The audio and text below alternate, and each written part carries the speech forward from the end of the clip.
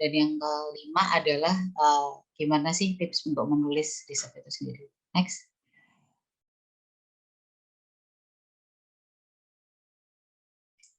Oke, karena kita akan mulai dengan pendahuluan. Next. Oke, karena di tornya teman-teman pengen kita bahas definisi dulu, jadi oke kita bahas definisi ya terkait riset. Riset itu menurut KBBI atau Kamus Besar Bahasa Indonesia itu adalah penyelidikan atau penelitian suatu masalah secara bersistem, kritis dan ilmiah untuk meningkatkan pengetahuan dan pengertian, mendapatkan fakta yang baru atau melakukan penafsiran yang lebih baik. Nah, di sini saya akan meng-highlight beberapa keyword penting gitu dari riset. Karena kita nggak akan bahas definisi kalau itu tuh tidak kemudian kita ambil maknanya gitu ya.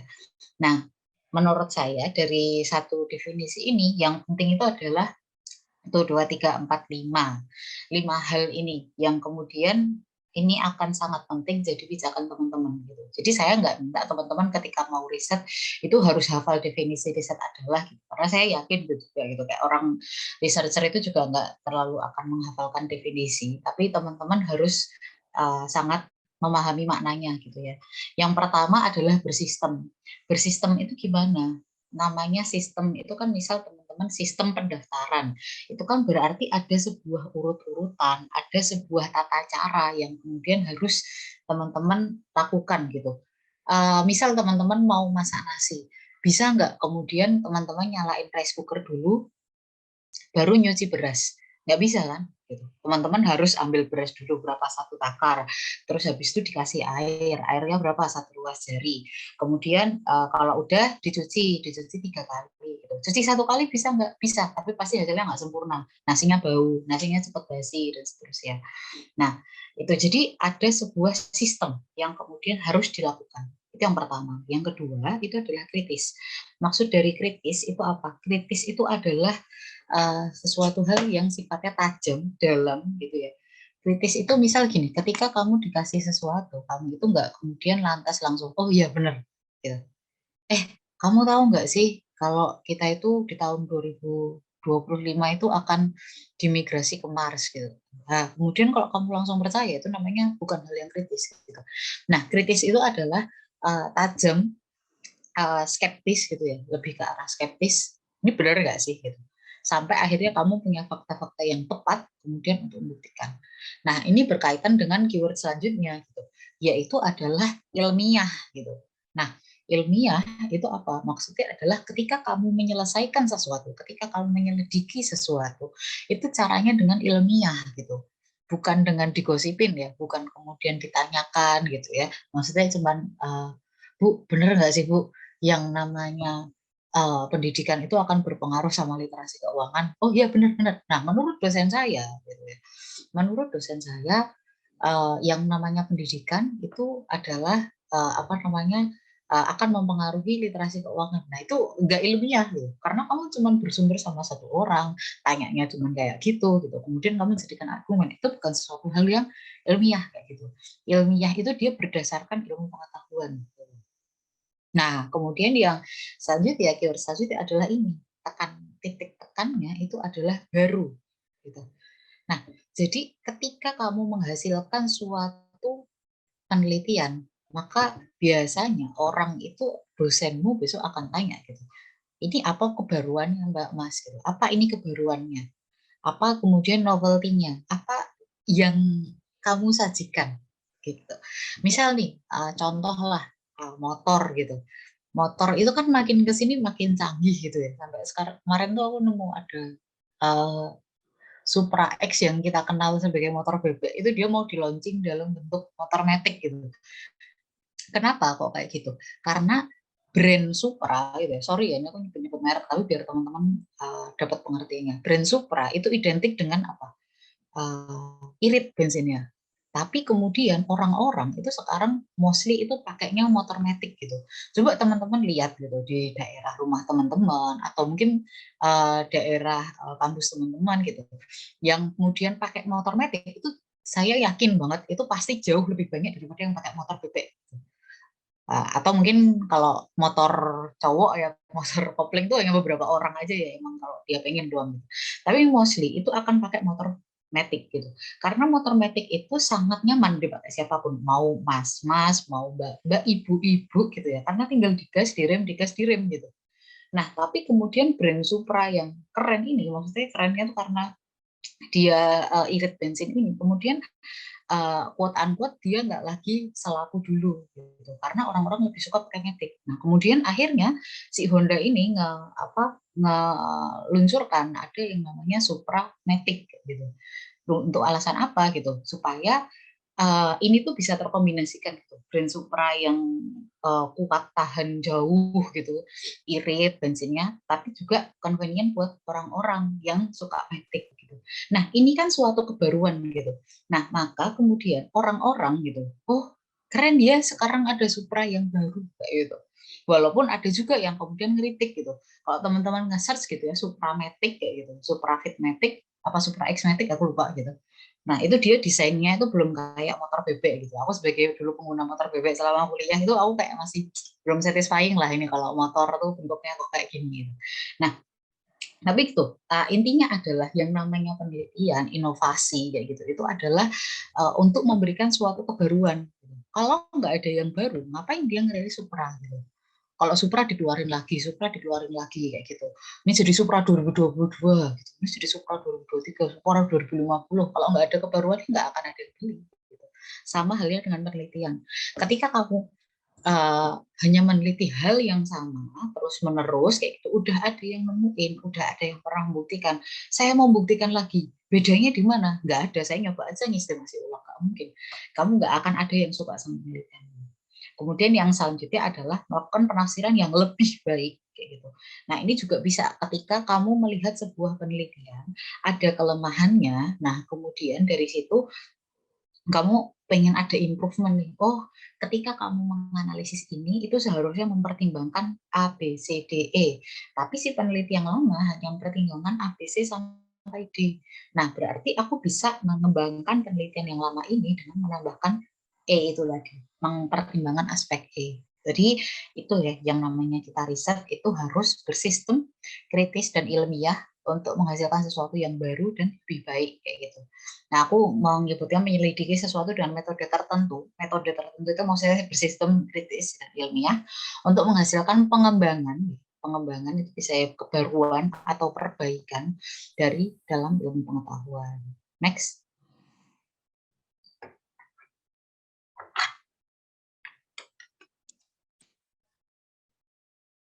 Ini udah keganti belum ya slide ya?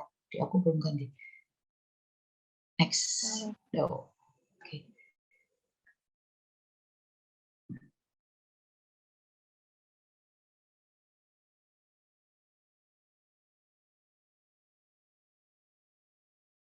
Oke, boleh.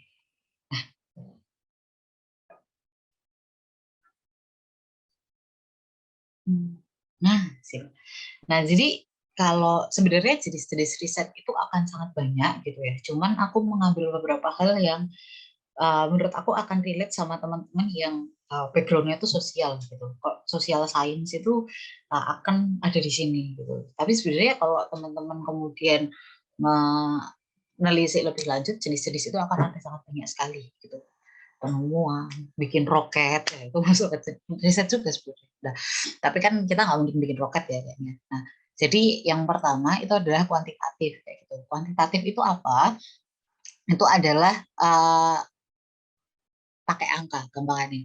Jadi teman-teman pakai statistik, terus habis itu pakai ekonometrika dan seterusnya gitu. Nah, kemudian yang kedua itu adalah kualitatif, itu adalah cakupannya kecil tapi yang pertama itu kuantitatif, itu cakupannya besar tapi kedalamannya menengah. Teman-teman, saya selalu menganalogikan dengan yang namanya huruf T besar. Kalau teman-teman tahu huruf T kapital itu kan ada sisi horizontalnya sama sisi vertikal tuh. Nah, yang namanya riset kuantitatif itu dia adalah di sisi horizontal. Jadi cakupannya itu, sorry. Ya, cakupannya lebih besar, tapi kemudian kedalamannya ya segaris itu. Gitu. Ada banyak asumsi yang merestriksi. Nah, tapi kemudian kalau kualitatif itu adalah garis vertikalnya. Kualitatif itu tidak pakai angka gitu ya, teman-teman pakai in-depth interview, telaah pustaka, dan seterusnya. Itu kualitatif. Nah, kualitatif ini itu akan menjadi garis vertikal. Maksudnya gimana? Ya dia segaris lebarnya, tapi dia bisa sampai dalam. Gitu. Itu adalah bedanya kuantitatif sama kualitatif. Kak, saya mau dua-duanya, bisa gitu. Nah, itu adalah yang namanya mixed method atau metode campuran. Nah, metode campuran ini itu artinya adalah biasanya sepaham saya itu adalah dibuat garis diagonalnya dulu. Nah, terus kok ada hal yang aneh nih, ada hal yang perlu didalami nih. Nah, di beberapa poin tertentu itu didalami. Nah, cuman ingatlah bahwa yang namanya riset itu tidak akan ada yang sempurna. Maksudnya gimana? Maksudnya pasti akan ada kelemahannya, pasti akan ada asumsi yang merestriksi. Itu kemungkinan besar seperti itu. Saya juga nggak pernah lihat ada namanya riset kok sempurna gitu ya. Dan malah aneh juga ada riset kok sempurna gitu. Nah, riset itu biasanya kemudian masih akan punya gitu ya, masih akan punya kelemahan-kelemahan kayak gitu, masih akan punya kelemahan. Nah, kelemahan itu boleh nggak terjadi? Boleh gitu. Asal si peneliti itu tahu gitu. Kamu itu kelemahannya di mana, kemudian kamu jelaskan gitu. Kenapa kok kamu punya kelemahan itu? Apa yang membatasi dan seterusnya. Jadi, mindset teman-teman ketika teman-teman mau buat riset adalah jangan biasakan pengen sesuatu yang sempurna, pengen semuanya masuk gitu. Yang namanya otaknya manusia aja, itu kan nggak mungkin akan memproses semua informasi kan. Ada yang bisa masuk, ada yang enggak. Gitu. Nah, sama penelitian itu juga nggak bisa semuanya masuk. Gitu. Nggak bisa kemudian penelitian saya itu menangkap A, B, C, D, E, F, G, H, I, sampai Z, sampai A, B, A, C, A, D. Nggak bisa. Gitu. Pasti akan kemudian ada kelemahannya gitu. Mau teman-teman kuantitatif, kualitatif atau campuran gitu ya. Walaupun biasanya gitu ya, peneliti itu kalau udah mulai agak punya preferensi itu biasanya nanti atau mungkin kalau teman-teman ada yang di tahun terakhir kuliah gitu, biasanya nanti udah ngomong kayak kamu anak kuantitatif atau anak kualitatif gitu. Kamu apalagi nanti udah nggak lulus ya gitu, udah nggak ke profesi gitu, biasanya nanti kamu anak kuantitatif atau anak kualitatif gitu. Karena kemungkinan ya ada orang yang bisa dua-duanya, tapi biasanya pun gitu ya, orang yang bisa kuantitatif itu kuantitatif aja, orang yang bisa kualitatif kualitatif aja gitu. Tapi akan kalau aku pribadi tuh menganggap bahwa kalau kamu pengen bisa kuantitatif, kuantitatif yang benar gitu, nggak bisa kualitatif nggak apa-apa gitu. Nah, kamu kalau mau kualitatif ya kualitatif yang benar gitu, nggak cuman karena kamu pengen kualitatif karena nggak bisa kuantitatif. Saya mau kualitatif kenapa? Karena saya nggak bisa statistika kayak gitu. Itu saya selalu kayak oke gitu, nggak apa-apa kamu nggak bisa statistika kemudian kamu pilih kualitatif, tapi jangan sampai itu cuma jadi pelarian. Tapi ketika kamu nggak bisa kualitatif gitu, nah maka nggak bisa nggak bisa statistika, kamu lari ke kualitatif, tapi belajarlah yang benar gitu. Belajarlah yang benar. Saya nggak bisa apa namanya, nggak bisa ini, tapi mau itu gitu. Nah, yang itunya itu harus kemudian diperjuangkan dengan benar gitu. Jangan sampai cuma buat lari-larian aja gitu, kayak gak mau belajar aku nggak mau belajar statistika gitu. Apalagi cuman karena alasan nggak mau kayak gitu. Nah, terus kalau teman-teman tanya, saya orangnya kuantitatif atau kualitatif gitu. Jadi saya orangnya kuantitatif sekali gitu. Dan saya nggak bisa kemudian suruh yang benar-benar uh, baca banyak, kemudian dicari polanya, yang namanya telah literatur nggak bisa. Saya kalau baca itu langsung kayak tak tak tak tak tak tak tak gitu. Langsung ini poinnya apa, ini poinnya apa, mana yang diambil, mana yang gitu. Saya baca itu selalu point by point gitu. Nggak bisa kemudian suruh baca yang kuat panjang terus nanti mencari pola-pola buat telah pustaka nggak bisa gitu. Ini juga nggak bisa yang kayak namanya harus interview, in-depth interview lama gitu. Kalau dari sini nanti terus kemudian di branch kemana kayak gitu, saya nggak bisa juga gitu. Nah, makanya itu akan menjadi kelebihan dan kekurangan kita masing-masing. Emang nggak apa-apa Kak, kita cuma bisa kuantitatif atau kualitatif, nggak apa-apa gitu. Kenapa demikian? Kenapa aku bilang nggak apa-apa? Karena kita punya teman gitu, pasti akan punya rekan gitu. Nah, jadi aku pun di tempat kerja itu kita punya spesialisasi ya. Ada yang orang kuanti, ada yang orang kuali. Ya teman aku ada yang orang kuali, dia suruh bikin grafik aja juga ya. Kayak ini masuk nggak sih Sal? Ini kayak bisa nggak sih kayak gini. Gitu. Ya sama, tapi dia kalau baca kuat, kayak gitu, bacanya bagus gitu daripada aku gitu ya. Kalau aku orangnya agak-agak lemah kalau membaca gitu, kayak ada yang kelewat dan seterusnya gitu. Jadi nggak apa-apa untuk kamu itu punya kelemahan dalam hal ini gitu. Yang salah adalah kalau kamu nggak bisa dua-duanya. Menurut aku keliru gitu. Karena apa? Karena kamu pengen riset, kamu pengen riset, kalau nggak bisa kuali, nggak bisa kuali, pulang aja gitu. Nah, kalau emang kamu udah pengen riset, paling nggak kamu harus bisa salah satu gitu. Next. Nah, ini adalah komponen utama riset. Nah, ini yang aku selalu bilang, next. Yang aku selalu bilang bahwa ini adalah pijakan teman-teman untuk memulai riset kayak gitu. Yang pertama adalah masalah utama. Apa sih masalah dari penelitian kamu? Nah, kenapa sih kayak gitu? Ini itu bisa dijelaskan dengan kenapa kok penelitian kamu itu penting gitu. Kenapa sih kemudian kamu harus misalnya ada orang mau membuat beras dari kentang kayak gitu ya. Saya mau bikin nasi dari bahan dasarnya kentang gitu.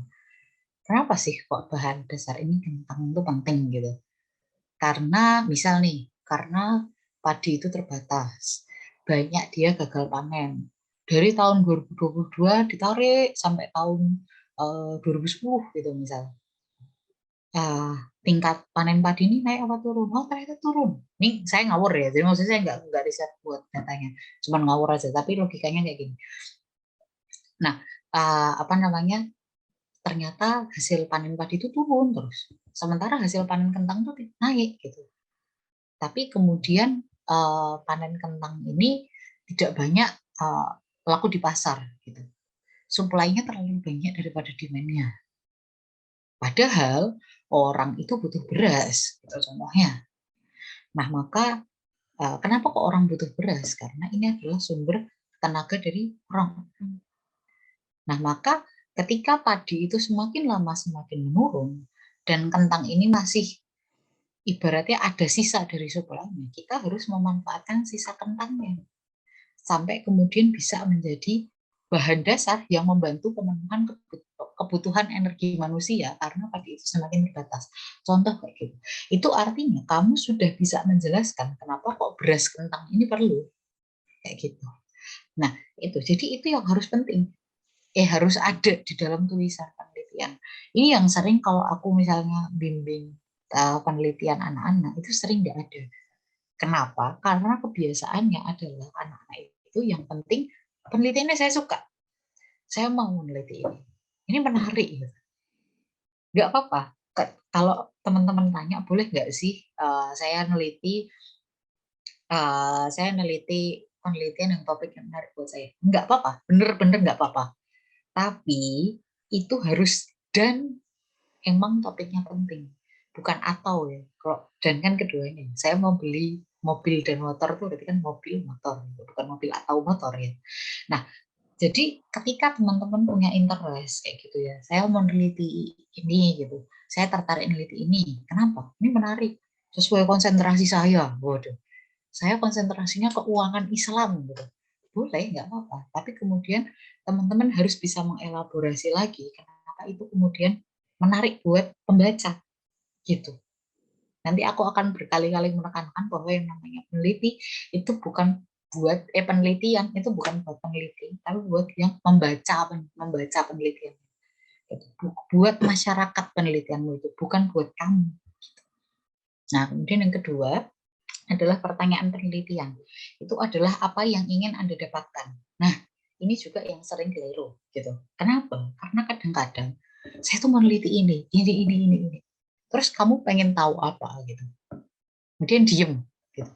Nah, yang namanya pertanyaan penelitian, kalau teman-teman bayangin kita lagi panahan gitu, itu adalah targetnya.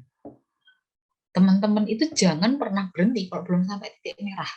Nah, ini adalah pertanyaan penelitian. Kalau ini belum terjawab, teman-teman itu namanya risetnya belum selesai. Kayak gitu. Nah, ini titik merah ini yang harus disasar, nggak usah kemana-mana gitu. Teman-teman udah nyasar titik merahnya itu aja gitu. Itu adalah pertanyaan penelitian. Nah, ketika teman-teman udah geser sampai lingkar kuning, lingkar hitam, lingkar biru yang paling luar ya, itu, nah teman-teman akan kemudian nanti jadi OT gitu. Teman-teman nyasar kuning, nyasar biru, nyasar hitam, tapi merahnya nggak kena kayak gitu. Nah, harusnya adalah poin tertingginya teman-teman kena titik merah itu yang paling dalam. Sorry, yang paling dalam itu kuning kalau nggak salah. Udah lupa aku. Nah, yang pertama kan kuning yang paling dalam. Nah, teman-teman harus nyasar ke titik itu gitu. Nah, kalau teman-teman yang luarnya kena panah semua tapi tengahnya nggak kena, itu sama aja. Sama kayak pertanyaan penelitian. Itu yang harus teman-teman sasar pertama. Baru kalau teman-teman ada informasi pelengkapnya, itu nggak masalah. Tapi ini tuh harus kejawab dulu. Nah, yang namanya pertanyaan penelitian itu harus terjawab di kesimpulan. Harus gitu ya. Saya selalu bilang bahwa harus gitu. Nah, maka kesimpulan itu tidak akan sama dengan rangkuman gitu. Kalau teman-teman ngomongin rangkuman itu kita bicara abstrak kayak gitu. Nah, tapi ketika teman-teman bicara kesimpulan kayak gitu ya, teman-teman bicara apa namanya? Uh, kesimpulan yang di belakang conclusion itu adalah jawaban dari pertanyaan penelitian. Teman-teman mau bertanya apakah gitu ya? Apakah pendidikan berpengaruh terhadap literasi keuangan? Di bawah teman-teman menjelaskan ya pendidikan ya enggak iya juga sih pendidikan berpengaruh terhadap literasi keuangan. Hal ini terbukti dari bla bla bla bla bla. Nah, itu adalah kesimpulan. Jadi itu adalah yang kemudian harus ada di kesimpulan. Kalau teman-teman nemu penelitian yang kesimpulannya tidak menjawab pertanyaan penelitian, itu kurang lebihnya penelitiannya kurang baik. Gitu. Kemudian yang ketiga adalah metode. Nah, itu adalah apa langkah ilmiah yang digunakan untuk menjawab pertanyaan Anda. Ini adalah caranya. Teman-teman pengen menyelesaikan, pengen membidik titik panahan yang di tengah itu dengan cara seperti apa? Mau pakai tangan kiri, harus pakai tangan kiri deh, bisa. Mau dilihat pakai mata kiri, mau dilihat pakai mata kanan, mau dinaikin panahnya, mau dipasin lurus 90 derajat gitu. Atau kemudian mau teman-teman dari garis mau agak mundur sedikit karena teman-teman tangannya kuat banget. Dan sebenarnya itu adalah metode. Sama, metode penelitian itu adalah cara yang dipilih yang paling tepat untuk bisa menjawab itu apa. Gitu. Apakah ini dijawab dengan metode kuantitatif? Apakah ini akan dijawab dengan metode kualitatif? Teman-teman butuh gambaran besar tapi dangkal, atau teman-teman butuh gambaran kecil tapi dalam. Dua-duanya bisa berpengaruh. Dua-duanya bisa penting tergantung kondisi kebutuhan dari penelitiannya. Dan yang terakhir adalah temuannya. Teman-teman dapat apa tuh? Gitu. Nah, maka temuan ini juga tidak boleh jauh-jauh dari apa yang mau dituju tadi. Gitu. Jadi ini adalah komponen utamanya. Teman-teman kalau mau gambar sketsanya itu, sketsa penelitian itu adalah hal-hal ini. Teman-teman harus tahu dulu apa itu hal ini. Next. Oke, kita bakal masuk ke langkah-langkah menulis riset. Next lagi. Oke, nah ini itu adalah sebuah hal yang menurut saya sangat-sangat penting. Adalah milih topik. Jadi saya kalau bimbing anak bikin riset itu kebanyakan akan sangat lama di bagian sini. Pemilihan topik itu biasanya sangat-sangat lama. Gitu. Ya nggak bimbing juga, kadang juga nemenin teman bikin skripsi kayak gitu. Kalau udah ada yang kayak, saya bantuin aku. Bener nih, bantuin gitu. Bener nih, bantuin gitu. Kalau emang bantuin, aku dari awal kayak, kamu kenapa kok milih ini topiknya kayak gini gitu. Nah, itu saya biasanya benar-benar bantuin sampai situ gitu. Kalau emang, tapi saya udah nggak terima ya kalau nanti ada teman-teman ngehubungin. Bahkan saya mau buat skripsi boleh dibantu. Saya udah nggak terima, saya udah kerja. Dulu zaman-zaman belum kerja itu saya bantu teman-teman bikin skripsi, bukan joki ya, bukan joki, tapi emang aku tuh kayak menyiapkan teman-teman buat konsultasi. Jadi aku selalu bilang kayak misalnya ini coba digini-giniin, nanti sisanya kamu coba tanya sama dosen. Jadi teman-teman itu kan kadang-kadang ketika skripsian ada beberapa orang-orang yang belum punya latar belakang penelitian dan itu kebetulan teman-teman saya gitu. Jadi akhirnya ya udah gitu, tak bantuin gitu. Ini kamu gini, alur berpikirnya kayak gini. Nah ini sisanya kamu tanyain ke dosen gitu. Jadi saya lebih ke bantuin supaya teman saya itu lebih siap ke dosen umum gitu. Nah, biasanya saya itu bukan cuma sama temen ya, kalau sama binaan saya, mentor saya, adik mentor, menti saya untuk penelitian itu saya selalu paling galak itu di pemilihan topik. Kenapa kok saya itu sangat galak gitu dalam pemilihan topik? Karena dia itu adalah start dari semuanya. Ketika topik kamu udah keliru, kamu sampai belakang kan keliru. Ibarat apa ya? Ibarat innamal a'malu binniyat gitu. Topik itu tuh niat gitu. Jadi kalau niatnya udah keliru gitu sampai belakang tuh keliru. Nah, ya, maka ketika kita memilih topik itu apa yang harus diperhatikan? Yang pertama adalah kamu harus punya awareness dulu sama permasalahan sekitar. Kamu nggak bisa kemudian tutup kuping, tutup telinga, tutup mata, tiba-tiba duar dapat topik, nggak bisa. Gitu. Harus banyak kemudian banyak meningkatkan awareness. Caranya gimana? Cara nomor 2, sering baca dan sering mendengarkan informasi baru. Nah, ini yang selalu saya tekankan. Yang namanya baca, yang namanya cari informasi baru, itu bisa dari mana aja. Tergantung selanjutnya adalah nanti gimana kita menindaklanjuti informasi yang kita terima. Gitu. Boleh nggak sih Kak yang namanya belajar informasi baru dari Twitter? Boleh, boleh banget. Jadi dulu waktu itu saya pernah gitu ya, di kantor itu kita mengusulkan sebuah usulan perbaikan dari manajemen gitu. Itu kita berangkat dari apa? Dari tweet viral. Santai, ya maksudnya kita dari tweet viral kita merasa bahwa oh pengelolaan sosial media itu harus seperti ini gitu. Itu ada seorang sosial media spesialis yang bikin tweet dan kemudian viral kayak gitu. Boleh nggak dari situ? Boleh, asal kemudian kayak tadi kita kembali gitu, kita kemudian menelitinya secara ilmiah gitu. Ada nggak sih benar teori ini gitu? Oh teori ini tuh ada gitu. Kemudian udah pernah diteliti belum hal-hal seperti ini gitu. Nah itu akan menjadi pijakan pertama aja. Nah yang namanya pijakan pertama itu jangan pernah dibatasi. Kenapa? Karena bisa jadi yang namanya ilmu itu sumbernya dari mana-mana. Nah pijakan pertama kamu itu nggak usah sohi-sohi, nggak masalah. Gitu. Pijakan pertamanya santai aja gitu. Dari Wikipedia, dari podcast, dari IG, dari Twitter itu nggak masalah. Nah, yang selanjutnya harus diperhatikan adalah gimana kamu membuktikannya, gitu. Bener nggak sih ini masalah? Bener nggak sih kemudian apa namanya cara menyelesaikannya itu seperti ini? Itu baru kemudian teman-teman belajar hal yang lebih ilmiah kayak gitu. Nah, titik tekannya adalah jangan pernah menutup informasi kayak gitu. Jadi kalau ada informasi-informasi baru nih kayak gini-gini gitu, misalnya apa mindah ibu kota baru gitu. Dampaknya gimana sih sama kemacetan? Ya udah teman-teman nonton aja ke podcast gitu pertama gitu. Gimana sih orang-orang yang pada ngeritik pemerintah? Emang bener apa ini tuh harus diudah? Emangnya ini bener cita-citanya Soekarno apa bukan? Kayak gini-gini lihat tuh analisisnya. Kemudian coba dicari gitu. Pas di US itu kan dulu mereka mindah dari apa sih? Dari New York ya ke Washington gitu. Itu gimana dampaknya pemindahannya dan seterusnya gitu. Negara mana lagi sih yang udah pernah mindahin ibu kota, dampaknya seperti apa, itu baru kemudian teman-teman cari secara ilmiah itu contohnya. Kemudian yang ketiga itu adalah teman-teman itu harus bisa yang namanya menemukan masalah dan bukan membuat masalah. Nah maksudnya gimana? Maksudnya ketika anak-anak itu mengembangkan penelitian, kadang itu sistemnya adalah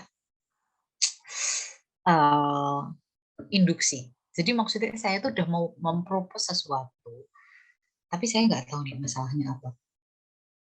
Bukan kemudian berangkat dari deduksi. Deduksi itu masalahnya ini, kita selesaikan gimana. Nah, sebenarnya cara induksi itu salah atau enggak? Enggak, gitu. Asalkan menarik ke depannya benar.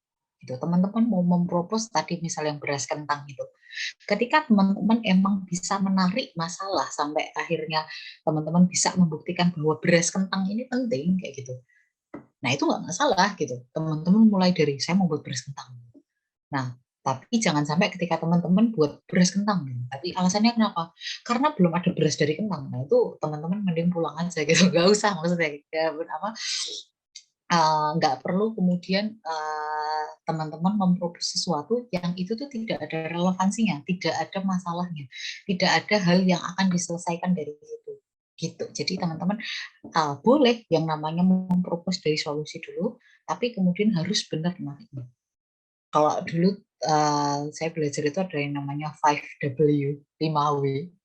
Artinya 5W, 5 why. Mengapa, mengapa, mengapa, mengapa, mengapa sampai 5 kali. Kalau nggak bisa jawab sampai kelima, gitu ya, itu berarti belum sampai akar masalahnya.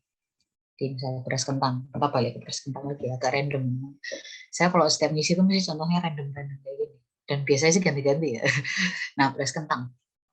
Kenapa kok kita buat beras kentang? Karena kita biasanya hanya membuat beras dari padi. Kenapa kok kita itu hanya membuat kenapa kok kita butuh beras kentang? Nah, karena beras yang kita hanya punya beras dari padi, dan beras dari padi itu terbatas, gitu. Kenapa sih kok bisa terbatas? Karena dia sering gagal panen. Kenapa sih kok sering gagal panen? Karena dia gampang diserang hama. Emangnya kentang nggak gampang diserang hama? Enggak gitu. Kenapa kok gampang diserang hama? Karena dia punya ketahanan yang lebih tinggi. Tuh. Terus ditarik ke belakang sampai kemudian ketemu tuh. Jadi emang urgent gitu. Jadi yang namanya masalah itu harus ditemukan, bukan dibuat-buat gitu. Itu buat masalah, mencari masalah. Beda ya, mencari masalah sama buat masalah. Jadi kalau peneliti itu harus cari masalah, jangan buat masalah.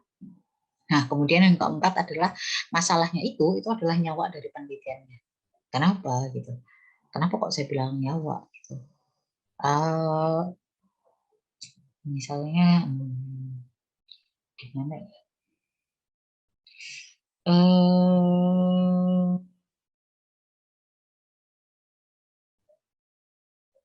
Teman-teman pernah nonton ini nggak sih, film 5 cm? Nah, itu kan dulu, ya Allah, jadul banget. Nggak tahu nih teman-teman masih SD kayak mungkin. Kalau saya udah, saya SMP waktu itu. 5 cm, tapi masih ada itu kayak di Disney Plus, malah promosi. Nah, teman-teman bisa lihat 5 cm itu mengisahkan gitu ya, 5 orang gitu yang kemudian pengen sampai puncak Mahameru gitu. Nah, itu kayak halang rintangnya banyak gitu. Tapi mereka kemudian bertahan. Yang siapa itu Pevita Pierce itu sampai sempat agak budek gitu karena ketegangan batu dan seterusnya gitu. Tapi kemudian mereka tetap naik gitu. Kenapa? Karena masalah mereka adalah mereka pengen sampai ke Mahameru pada saat 17 Agustus nggak boleh telat gitu. Nah, itu kemudian menjadi nyawa mereka. Mereka mau kena batu, mereka mau siapa sih yang mati? Yang si Saiko Ian gitu. Itu sempat kayak kejatuhan batu juga sampai kayak hampir kemasukan pasir sampai hampir hampir tidak sadarkan diri dan seterusnya kayak gitu. Karena mereka kemudian bertahan karena masalah mereka adalah mereka pengen ke Mahameru pada saat 17 Agustus.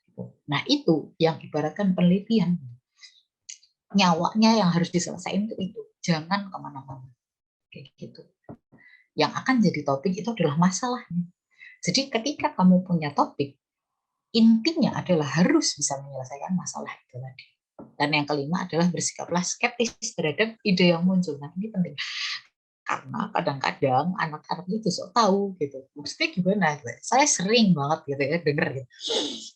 Kak, gimana sih kalau ternyata topik yang kita teliti itu belum pernah ada yang meneliti? Gimana sih kalau ternyata topik kita ini benar-benar baru? Nah, terus saya selalu menantang gitu. Ini emang topiknya yang baru, apa kamu yang nggak nemu? Gitu. Nah, maka yang dibiasakan harus kita itu skeptis dulu. Premis awalnya adalah pasti udah pernah ada yang neliti. Pasti udah pernah ada yang neliti. Teman-teman lahir di tahun 2000-an, aku tebak gitu ya, karena aku aja 98 gitu, pasti teman-teman di tahun 2000-an. Teman-teman kuliah itu di 2022. Sementara penelitian itu sudah berkembang sekapan? Tahun 50-an tuh penelitian sosial udah ada gitu. Nah, apa iya gitu ya, dari 70 tahun gitu ya, dari kita berdiri 1950, 70 tahun lebih itu tuh tidak ada yang pernah berpikiran yang sama. Nah, itu premis pertama. Jadi teman-teman jangan kemudian langsung, wah ini ide turun dari langit, belum pernah ada yang gitu. jangan kemudian senang mudah dengan hal itu. Gitu. Jadi biasakan first thing first itu adalah merasa bahwa ini pasti udah ada, tapi pasti ada ruang pengembangannya. Itu sangat mungkin. Gitu. Tapi Kak, penelitian itu udah dari 70 tahun, 100 tahun. Tapi aku yakin pasti akan bisa berkembang terus. Pasti ada yang bisa diperbaiki karena dunia itu juga terus bergerak. Jadi pasti ada yang kemudian bisa diperbaiki. Tapi akan sangat kecil kemungkinan yang namanya topik itu belum pernah diteliti. Gitu. Nah, kalau pengalaman saya yang paling susah untuk nyari referensinya itu waktu itu adalah penelitian saya di FOSE terkait kepemilikan rekening bank di masjid. Itu nggak ada. Kalau saya bilang persis, yang precise, benar-benar kepemilikan rekening bank di masjid gitu nggak ada. Tapi kemudian ketika kepemilikan rekening bank di antara orang gitu, di antara masyarakat Muslim itu udah mulai ada gitu. Nah, maka topik itu dia adalah as in general gitu, nggak kemudian tiba-tiba moro-moro, maksudnya emang yang benar-benar persis banget gitu, emang mungkin nggak ada gitu. Tapi teman-teman akan bisa ketika naikin itu lebih tinggi, melihatnya lebih helikopter view. Segini ada nggak sih yang sama? Oh, nggak ada, naik lagi, nggak ada, naik lagi, naik lagi dan seterusnya. Jadi teman-teman itu jangan kemudian langsung bilang bahwa nggak ada. Ini turun dari langit Kak. Saya adalah orang pertama yang dikirim Tuhan untuk meneliti ini, enggak gitu. Tapi teman-teman mindsetnya adalah ketika nggak nemu yang persis, coba cari yang lebih mirip. Oh, coba cari yang lebih mirip. Oh, coba cari yang cara berpikirnya sama. Itu pasti ada. Saya yakin. Gitu ya. Next.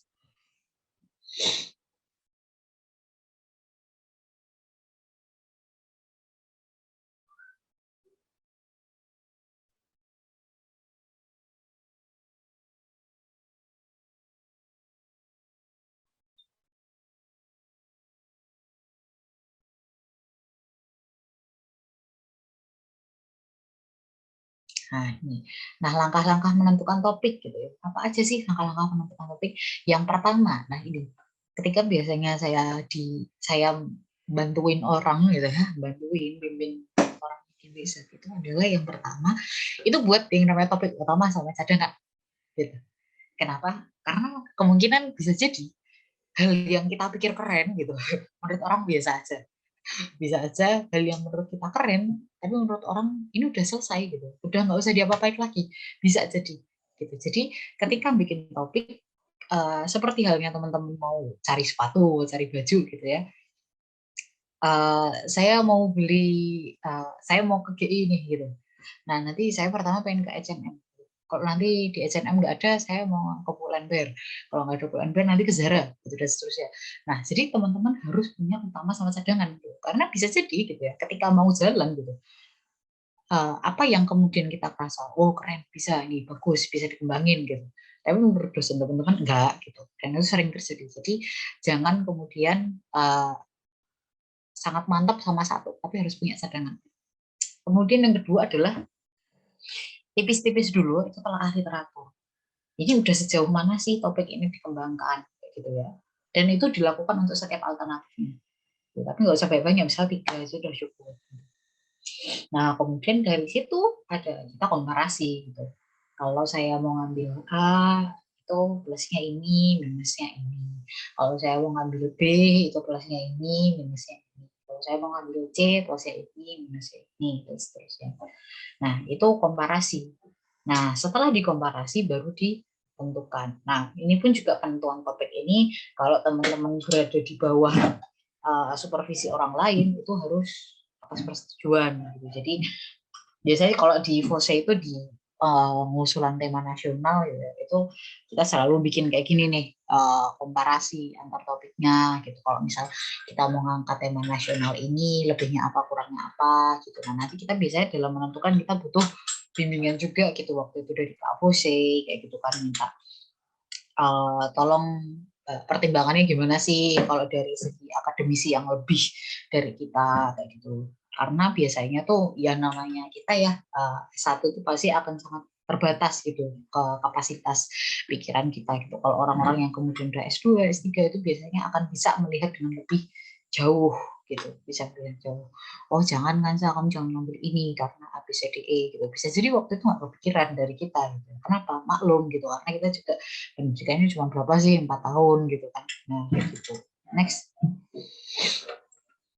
Nah, ketika topik sudah jadi, gitu ya. Nah, saya baru masuk sistematika penulisan riset. Makanya topik itu sendiri dia di sana. Kalau yang lain ini mah dia satu poin nggak apa. Kalau topik itu ada sendiri. Nah, yang pertama adalah nyusun latar belakang. Nah, nyusun latar belakang ini nggak bisa sembarangan. Gitu. Kebiasaannya anak-anak adalah latar belakang itu diisi sama apapun. Gitu.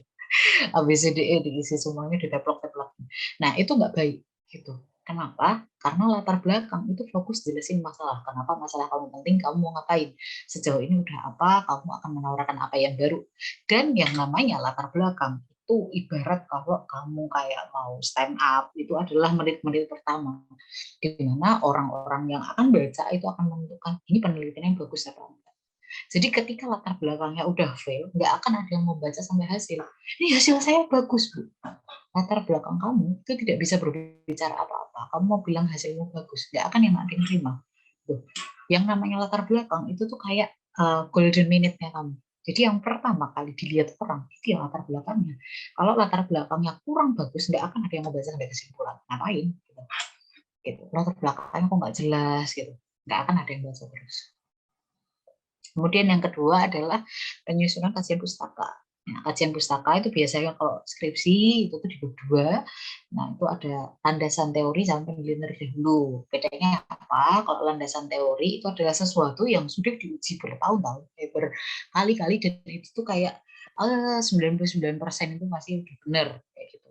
Nah, yang kedua itu adalah penelitian terdahulu. Nah, ini yang mungkin masih bisa mix-mix gitu ya, hasilnya ada yang gini, hasilnya ada yang gitu. Nah, bedanya adalah kalau landasan teori, teman-teman mau ngambil teori tahun 50 nggak masalah.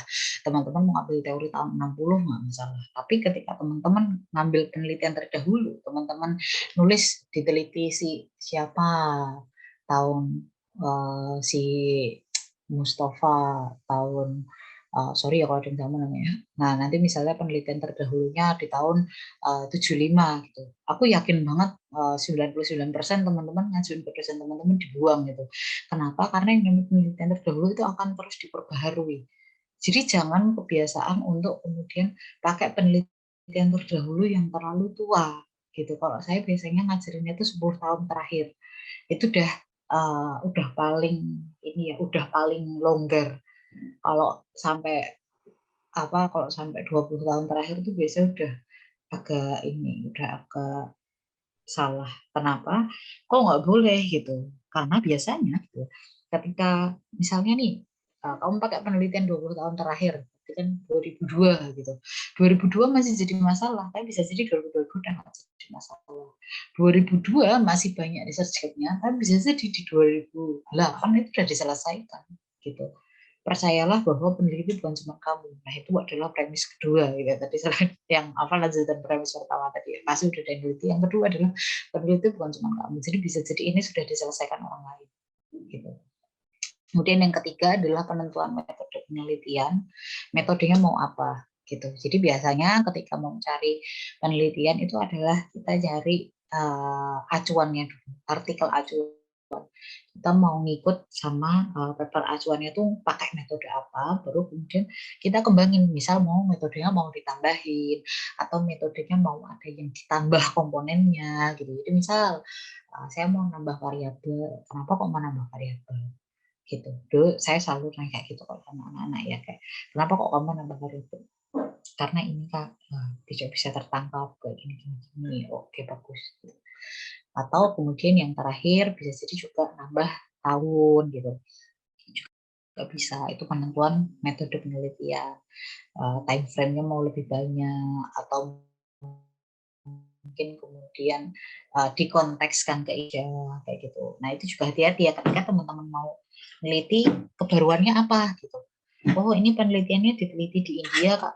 Terus saya mau meneliti di Indonesia karena di Indonesia belum ada. Nah, ini sebuah kebaruan yang sangat mudah ditemukan menurut saya. Itu paling sering dilakukan. Karena apa? karena paling gampang. Nah, jadi biasanya nanti penelitian itu sudah dilakukan di India, di Pakistan, di Cina, tapi belum di Indonesia. Nggak apa-apa teman-teman melakukan itu dengan syarat ada isu yang sama. Jadi peneliti India melakukan hal itu kan pasti karena ada masalah di India. Nah, Indonesia menghadapi masalah yang sama enggak? Kalau enggak, nggak usah diada-adakan. Maksudnya kalau memang itu hanya relevan di India, ya nggak usah ditarik ke sini gitu. Cuman biasanya India sama gitu. India, Cina, Filipina itu biasanya kemudian sama. Jadi kalau teman-teman mau quick win itu adalah cari riset negara berkembang. Gitu. Cari riset negara berkembang di jurnal terakreditasi terus direplikasi di Indonesia. Itu quick win, benar-benar quick win. Tinggal nanti teman-teman nyari aja reasoningnya, alasannya gitu. Karena kemungkinan sama. Kemudian yang keempat itu adalah pengambilan data. Nah, pengambilan data ini baik primer maupun sekunder ya. Kalau primer ya berarti teman-teman ngambil langsung dari responden, survei, wawancara, FGD. Kalau sekunder ya gimana teman-teman kemudian dari dataset itu kemudian diolah, ditabulasi dan seterusnya. Terus adalah analisis. Analisis itu adalah ya menyelesaikan masalahnya gitu.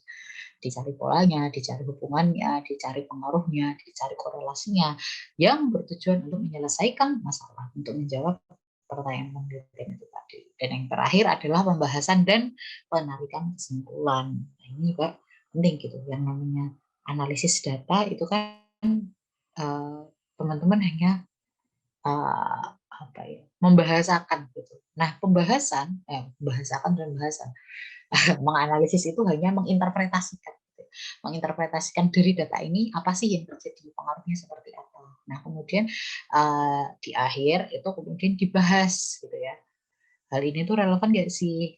Hal ini tuh mengindikasikan apa sih? Nah, itu yang kemudian teman-teman bisa masukin argumennya. Oh, hal ini untuk variabel A itu hubungannya positif, sementara variabel B hubungannya negatif. Nah, ini kenapa kok bisa kontra gitu? Itu artinya di sini mengindikasikan hal apa? Gitu. Nah, itu adalah pembahasan. Udah mulai banyak argumen dari si peneliti. Dan yang terakhir itu adalah penarikan kesimpulan. Penarikan kesimpulan itu adalah jawaban dari pertanyaan penelitian. Next. Nah, kesalahan dalam penulisan riset. Next. Nah, yang pertama adalah topiknya tidak spesifik. Ini banyak ditemui ketika teman-teman ikut lomba KTI. Itu biasanya sangat ditemukan. Gitu ya. Jadi judulnya akan sangat panjang sekali. Misalnya, pembuatan aplikasi e-tani untuk meningkatkan literasi petani di kawasan Ngawi untuk meningkatkan taraf kehidupan masyarakat mencapai Indonesia Emas 2045. Nah, ini kan kemudian banyak banget ya yang ditangkap ya. Membuat aplikasi e-tani, kemudian untuk meningkatkan taraf kehidupan masyarakat. Nah, terus habis itu meningkatkan Indonesia Emas 2045. Itu adalah hal yang banyak banget. Nah, itu kemudian tidak spesifik, intinya apa? Nah, yang namanya topik, itu judul ini 1 sama 2 bersama. Nah, yang namanya topik judul itu sama, itu seperti payung gitu, jadi nggak boleh terlalu besar dan nggak boleh terlalu kecil gitu. Teman-teman bayangin kalau ada adik atau ponakan teman-teman yang usianya 3 tahun, teman-teman kasih payung yang besar yang buat berdua, dia pasti kan oleng-oleng, nggak bisa bawa. Sama halnya teman-teman, bapaknya teman-teman atau mungkin kakaknya teman-teman yang tingginya 180 cm, teman-teman kasih payung Pikachu yang kecil, ya pasti akan basah gitu. Nah, itu sama gitu. Jadi yang namanya judul topik itu harus pas, precise, nggak boleh terlalu besar, nggak boleh terlalu kecil. Jadi dan spesifik, saya mau bahasnya ini gitu. Dan judul itu yang akan merepresentasikan. Judul harus eye catching, tapi nggak boleh terlalu berbunga-bunga. Jadi judul itu bikin penasaran, apa sih maksudnya gitu ya. Kok keren judulnya, apa sih kayak gitu. Jadi ya sama teman-teman, kalau bikin judul itu kayak bikin judul berita, walaupun jangan clickbait ya. Tapi bikin orang itu kayak ada plausibilitasnya, ada tertariknya. Apa sih yang mau diomongin sama si penulis. Yang ketiga, kesalahannya lagi. Oh, ini fundamental ya. Jadi kesalahan fundamental sualah banget. Kalau bahasa Jawa itu pakai u ya, sualah banget. Nah, kemudian yang ketiga itu adalah latar belakangnya itu berisi tulisan yang tidak koheren dan kohesif. Uh, koheren, kohesif itu aku lupa. Yang koheren itu ber tapi nanti dicek lagi ya. Koheren itu dia berkaitan satu kalimat dengan kalimat lainnya. Kalau kohesif itu dia padu gitu. Jadi maksudnya secara kebahasaan benar atau kebalikannya. Intinya itu secara kebahasaannya bagus dan juga dia itu nyambung antara satu dan lain hal gitu. Nah, jadi yang sering terjadi adalah karena gitu, ya aku nggak tahu ya ini ilmu dari mana ya. Tapi kadang-kadang ada orang yang kayak gini, pengen di latar belakang itu kelihatan sumbernya banyak gitu. Ini citasinya biar banyak gitu. Jadi akhirnya nemplok, teplok, teplok, teplok, teplok, gitu. Tapi nggak ada bridgingnya, nggak halus gitu. Jadi antara yang dia nukil dari author A kemudian ke author B itu tidak halus gitu. Terus kayak lompat-lompat gitu ya. Sembarang aja biar jadi banyak gitu. Banyak ininya banyak citasinya, tapi kemudian nggak nyambung gitu antar citasinya. Nah, harusnya adalah teman-teman ketika punya argumen A, argumen B, argumen C itu dirangkai gitu. Jadi pembaca tuh enak. Kemudian yang keempat adalah latar belakangnya terlalu general.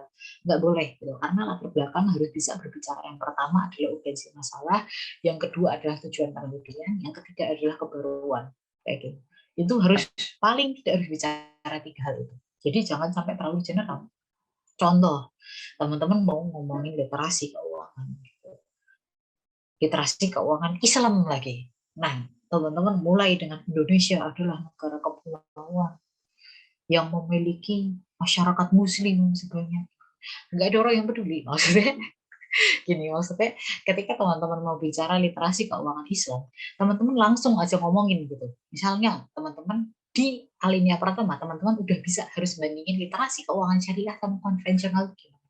Oh ternyata lebih tinggi literasi keuangan konvensional. Kenapa demikian? Nah itu ngomongin masalah. Nggak usah ngomongin lagi Indonesia merupakan negara dengan masyarakat muslim terbesar di dunia. Nggak peduli gitu. Kayak ngapain gitu.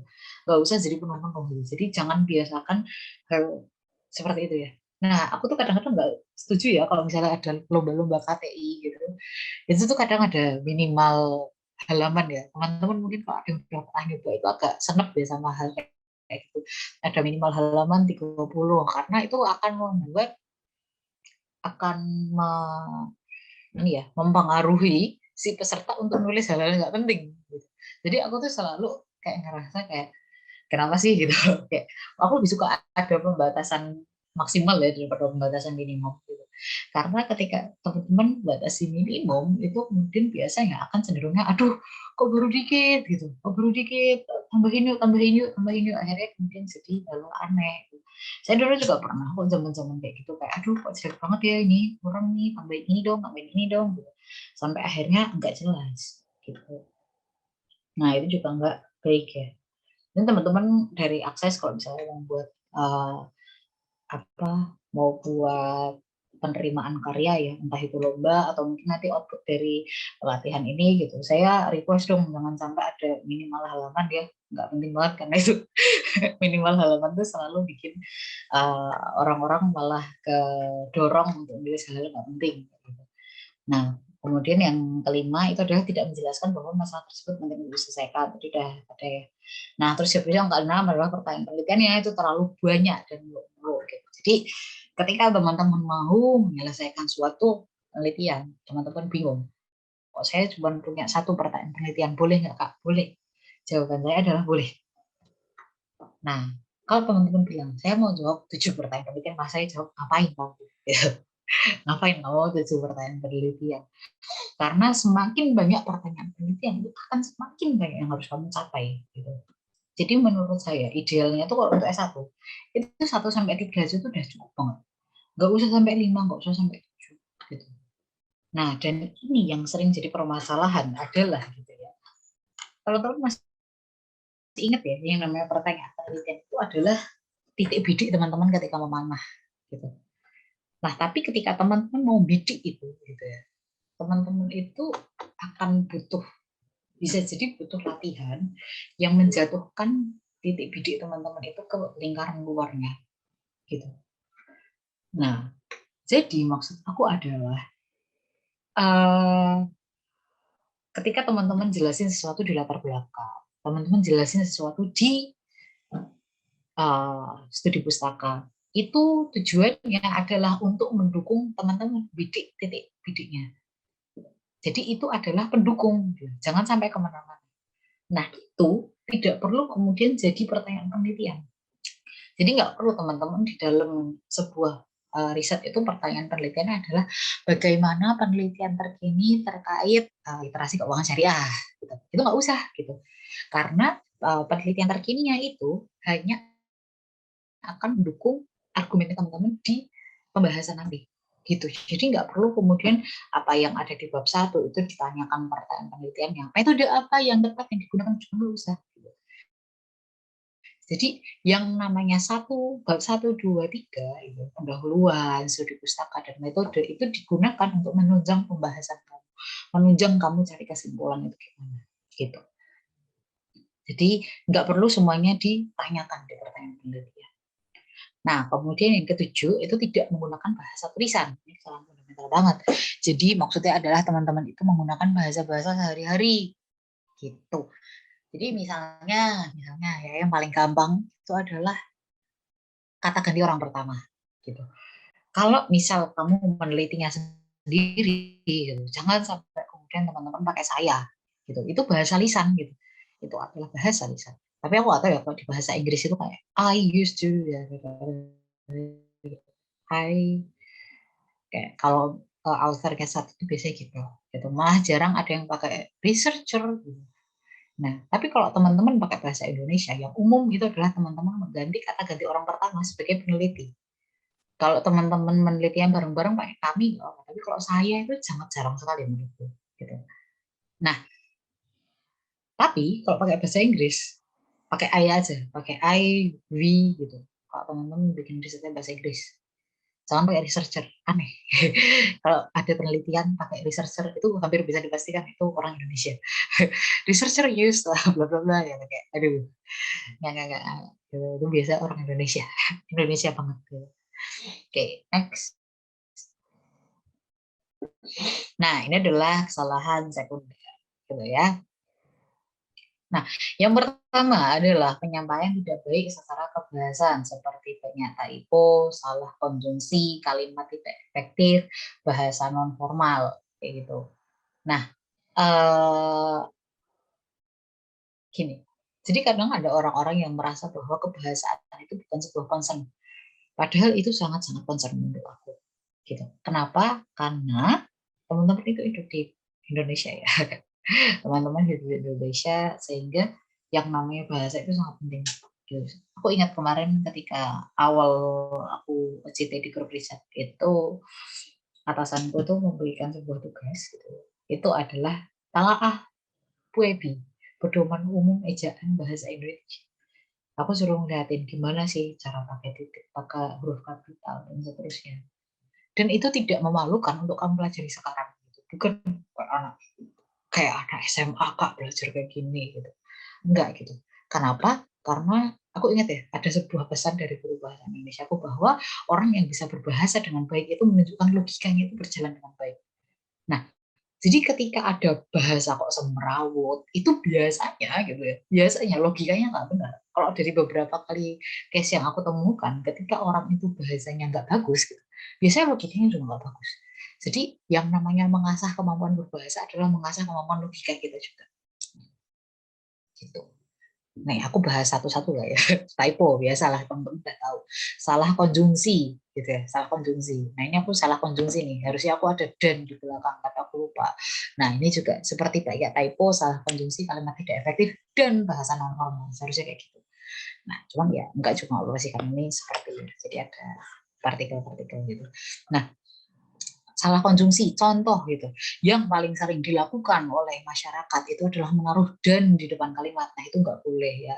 Jadi rasanya aku tuh udah kayak, bagian aku delete aja filenya gitu. Kalau ada orang ngirim aku kok dan itu di depan kalimat. Nah itu nggak boleh karena dia konjungsi antar klausa. nggak boleh, dia bukan konjungsi antar kalimat.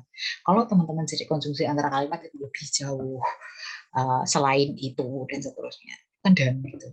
Kemudian kalimat tidak efektif, panjang banget, tapi nggak ada SPOK-nya. Nah itu teman-teman dulu zaman SD pasti ada yang pernah ya disuruh ani subjek, makan predikat, objek bakso dan seterusnya. Nah ini itu harus dibiasakan. Karena apa? Karena ketika kalimat itu ada SPOK-nya, itu pasti bisa dibaca dengan baik oleh pembaca. Ketika teman-teman yang namanya nulis nggak ada SPOK-nya, teman-teman mungkin bisa nyaman, tapi pembaca bisa nggak nyaman. Maksudmu apa? Gitu.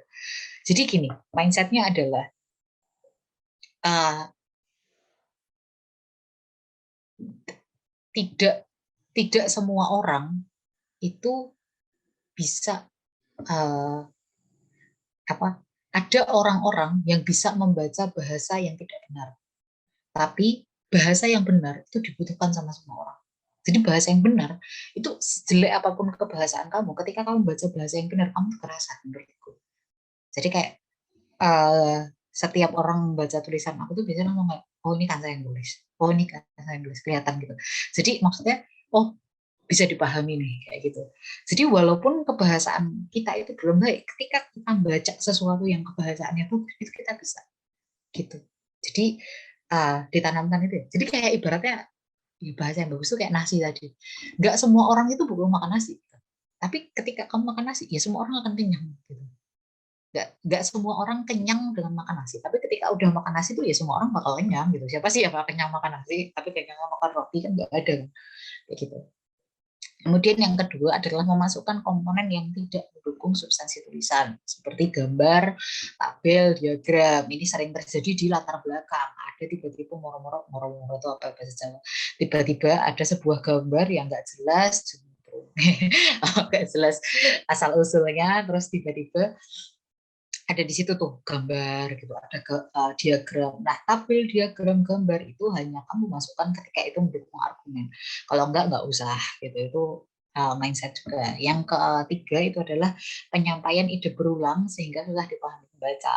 Jadi di atas sudah dijelasin, di alinea kedua diulang lagi, di alinea ketiga diulang. Ini biasanya dilakukan oleh orang-orang yang udah nggak tahu lagi mau ngapain, kayak terusin aja kayak gitu. Nah itu penyampaian ide diulang-ulang. Nah ini adalah mindset nomor nggak tahu ya berapa 10 yang udah aku sampaikan di hari ini. Penelitian itu untuk pembaca bukan untuk peneliti ya. Jadi yang penting adalah pembacanya paham bukan penelitinya. Nah jadi aku ingat awal banget penyoba neliti, teman aku yang udah pernah buat penelitian bilang gini, sebelum kamu presentasi di depan dewan juri, kamu ceritakan dulu ke orang lain. Sama halnya ketika kamu punya tulisan. Sebelum kamu kasihin ke dosen kamu, coba kasihin ke teman kamu. Kasihin ke teman kamu yang benar, gitu, yang bisa nge-review beneran. Nah, kemudian gimana sih komentar dia? Dia paham sama yang kamu.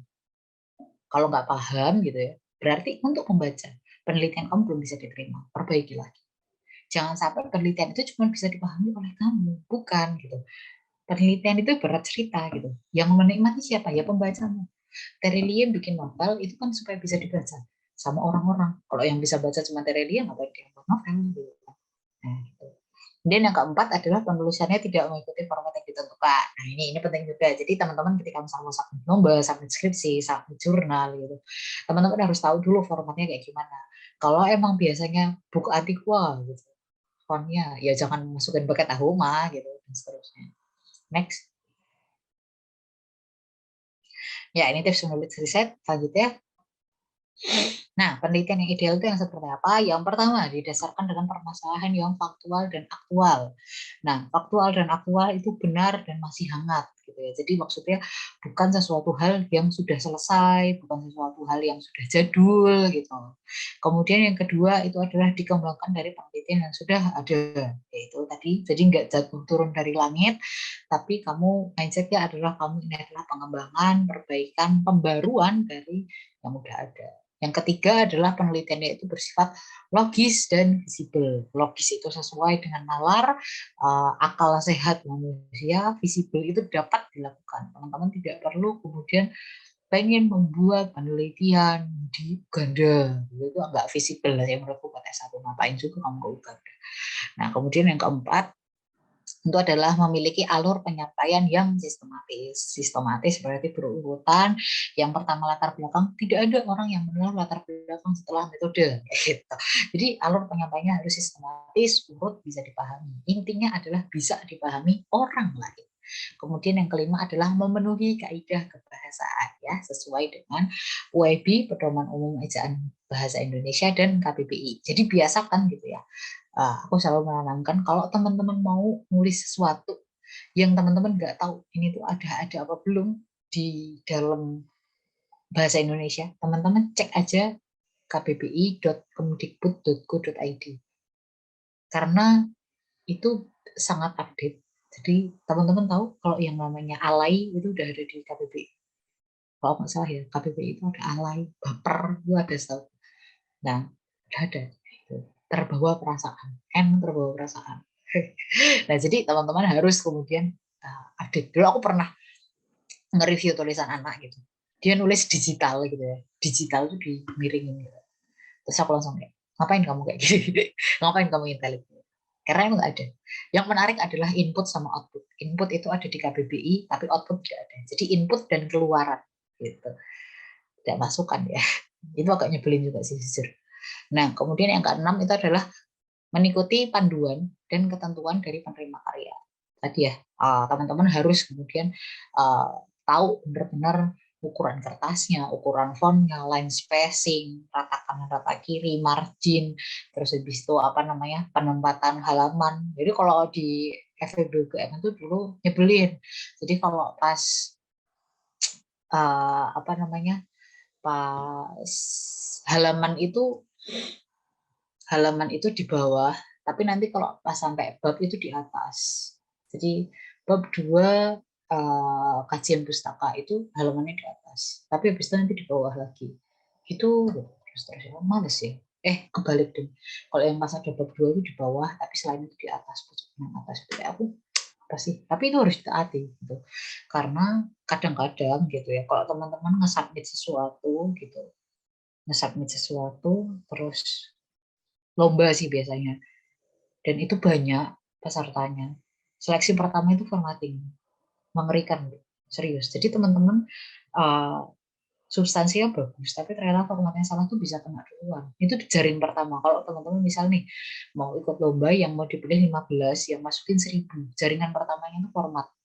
Gitu. Nah, jangan sampai itu sayang banget menurut aku ketika teman-teman itu secara isi udah bener tapi formatnya nggak teliti. Dan format itu sebenarnya semua orang bisa gitu menurut aku. Kalau teman-teman tinggal teliti dikit aja. Nah, jangan sampai teman-teman itu kena jaring format. Itu sakit banget sih menurut aku kalau sampai kayak kenapa nggak lolos bagian administrasi, formatnya salah gitu. Waduh, sakit banget. Mending teman-teman kena di bagian lain lah. Maksudnya mending emang isi yang nggak qualified daripada isi teman-teman qualified. Tapi cuma salah, harusnya A4 teman-teman F4. Nah, ini akan terjadi di kasus-kasus kalau pesertanya banyak. Kalau pesertanya sepi mah nggak akan diteliti itu biasanya. Next. Nah, ini kiat-kiat kepenulisan gitu ya. Yang pertama adalah lakukan pilihan topik dengan baik, sebagaimana dijelaskan pada bagian sebelumnya. Tadi udah ya, nggak usah diulang lagi. Yang kedua adalah temukan referensi artikel jurnal yang menjadi acuan utama penelitian. Nah, ini ada dua hal. Yang pertama adalah gunakan jurnal bereputasi. Biasanya itu pakai Scopus Q3 atau Sinta 2. Kenapa kok harus kayak gini? Karena biasanya Scopus Q3 atau Sinta 2 itu reviewernya benar. Maksudnya adalah reviewernya itu akan sangat ketat sampai membuat penelitian itu bisa dibaca.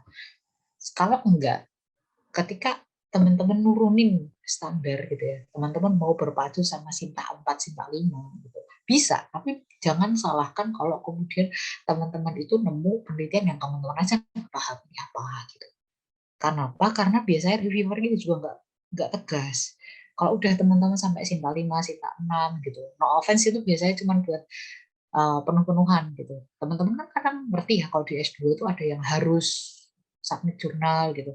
Nah, biar bisa masuk itu biasanya pada masuk cita-cita yang di bawah itu bayar aja 1 juta, 5 juta gitu. Nanti udah publish selesai dia bisa selesai S2, bisa naik pangkat dan seterusnya itu kegelapan penelitian lah kayak gitu. Nah, jadi teman-teman perlu untuk ambil Scopus Q3 sama Sinta 2. Itu kenapa kok aku menyarankan kayak gitu, supaya teman-teman juga lebih mudah memahami. Kalau teman-teman makanya ya standarnya agak di bawah, ya mungkin bisa jadi ada yang lebih relate sama penelitian teman-teman. Tapi jangan salahkan kalau kemudian ya kualitasnya akan turun gitu. Dan kualitas KPI juga beda. Gitu. Aku dulu pengalaman nge-submit ke Scopus Q3 itu benar-benar kita pernah layar revision, itu benar-benar rasanya kayak dihancurin semuanya, dari latar belakang salah, bab 2 salah, bab 3 salah, bab 4 salah, bab 5 salah, padahal kita ngerasa keren-keren aja gitu. Mungkin kalau ada yang udah agak lama di FOSE itu udah tak presentasiin di Munas gitu, yang pas zaman presaan. Kita udah pede tuh presentasi di Munas. Begitu dijadiin paper sama reviewer, mentah semua itu dari bab 1 sampai kesimpulan, salah semua. Nah itu maksudnya ceritanya adalah itu baru Q3. Nggak tahu tuh Q1 tuh bayangannya kayak gimana, aku udah nggak berani bayangin. Nah tuh yang membuat kemudian kualitasnya udah dipahami. Kemudian yang kedua adalah gunakan manajer referensi untuk mengatur semua referensi yang kamu kutip ya, bisa pakai Mendeley, Zotero, EndNote dan sebagainya. Kalau nanti mungkin teman-teman di sini nanti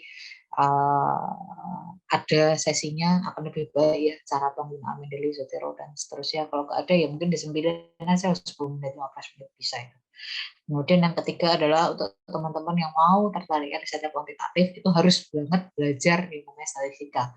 At least teman-teman udah harus tahu namanya rata-rata, kemudian standar deviasi, fungsinya gimana, varian, kemudian uji beda rata-rata dan seterusnya, mengetahui apa sih namanya signifikansi dan seterusnya. Kemudian harus juga belajar perangkat pengolahan data kayak tadi yang udah disebutin moderator, kayak Stata, EViews, SPSS, bolehlah Excel juga ya, bolehlah silakan. Kalau emang bisa pakai Excel dengan benar, baik dan benar itu bagus kok, lebih dari cukup.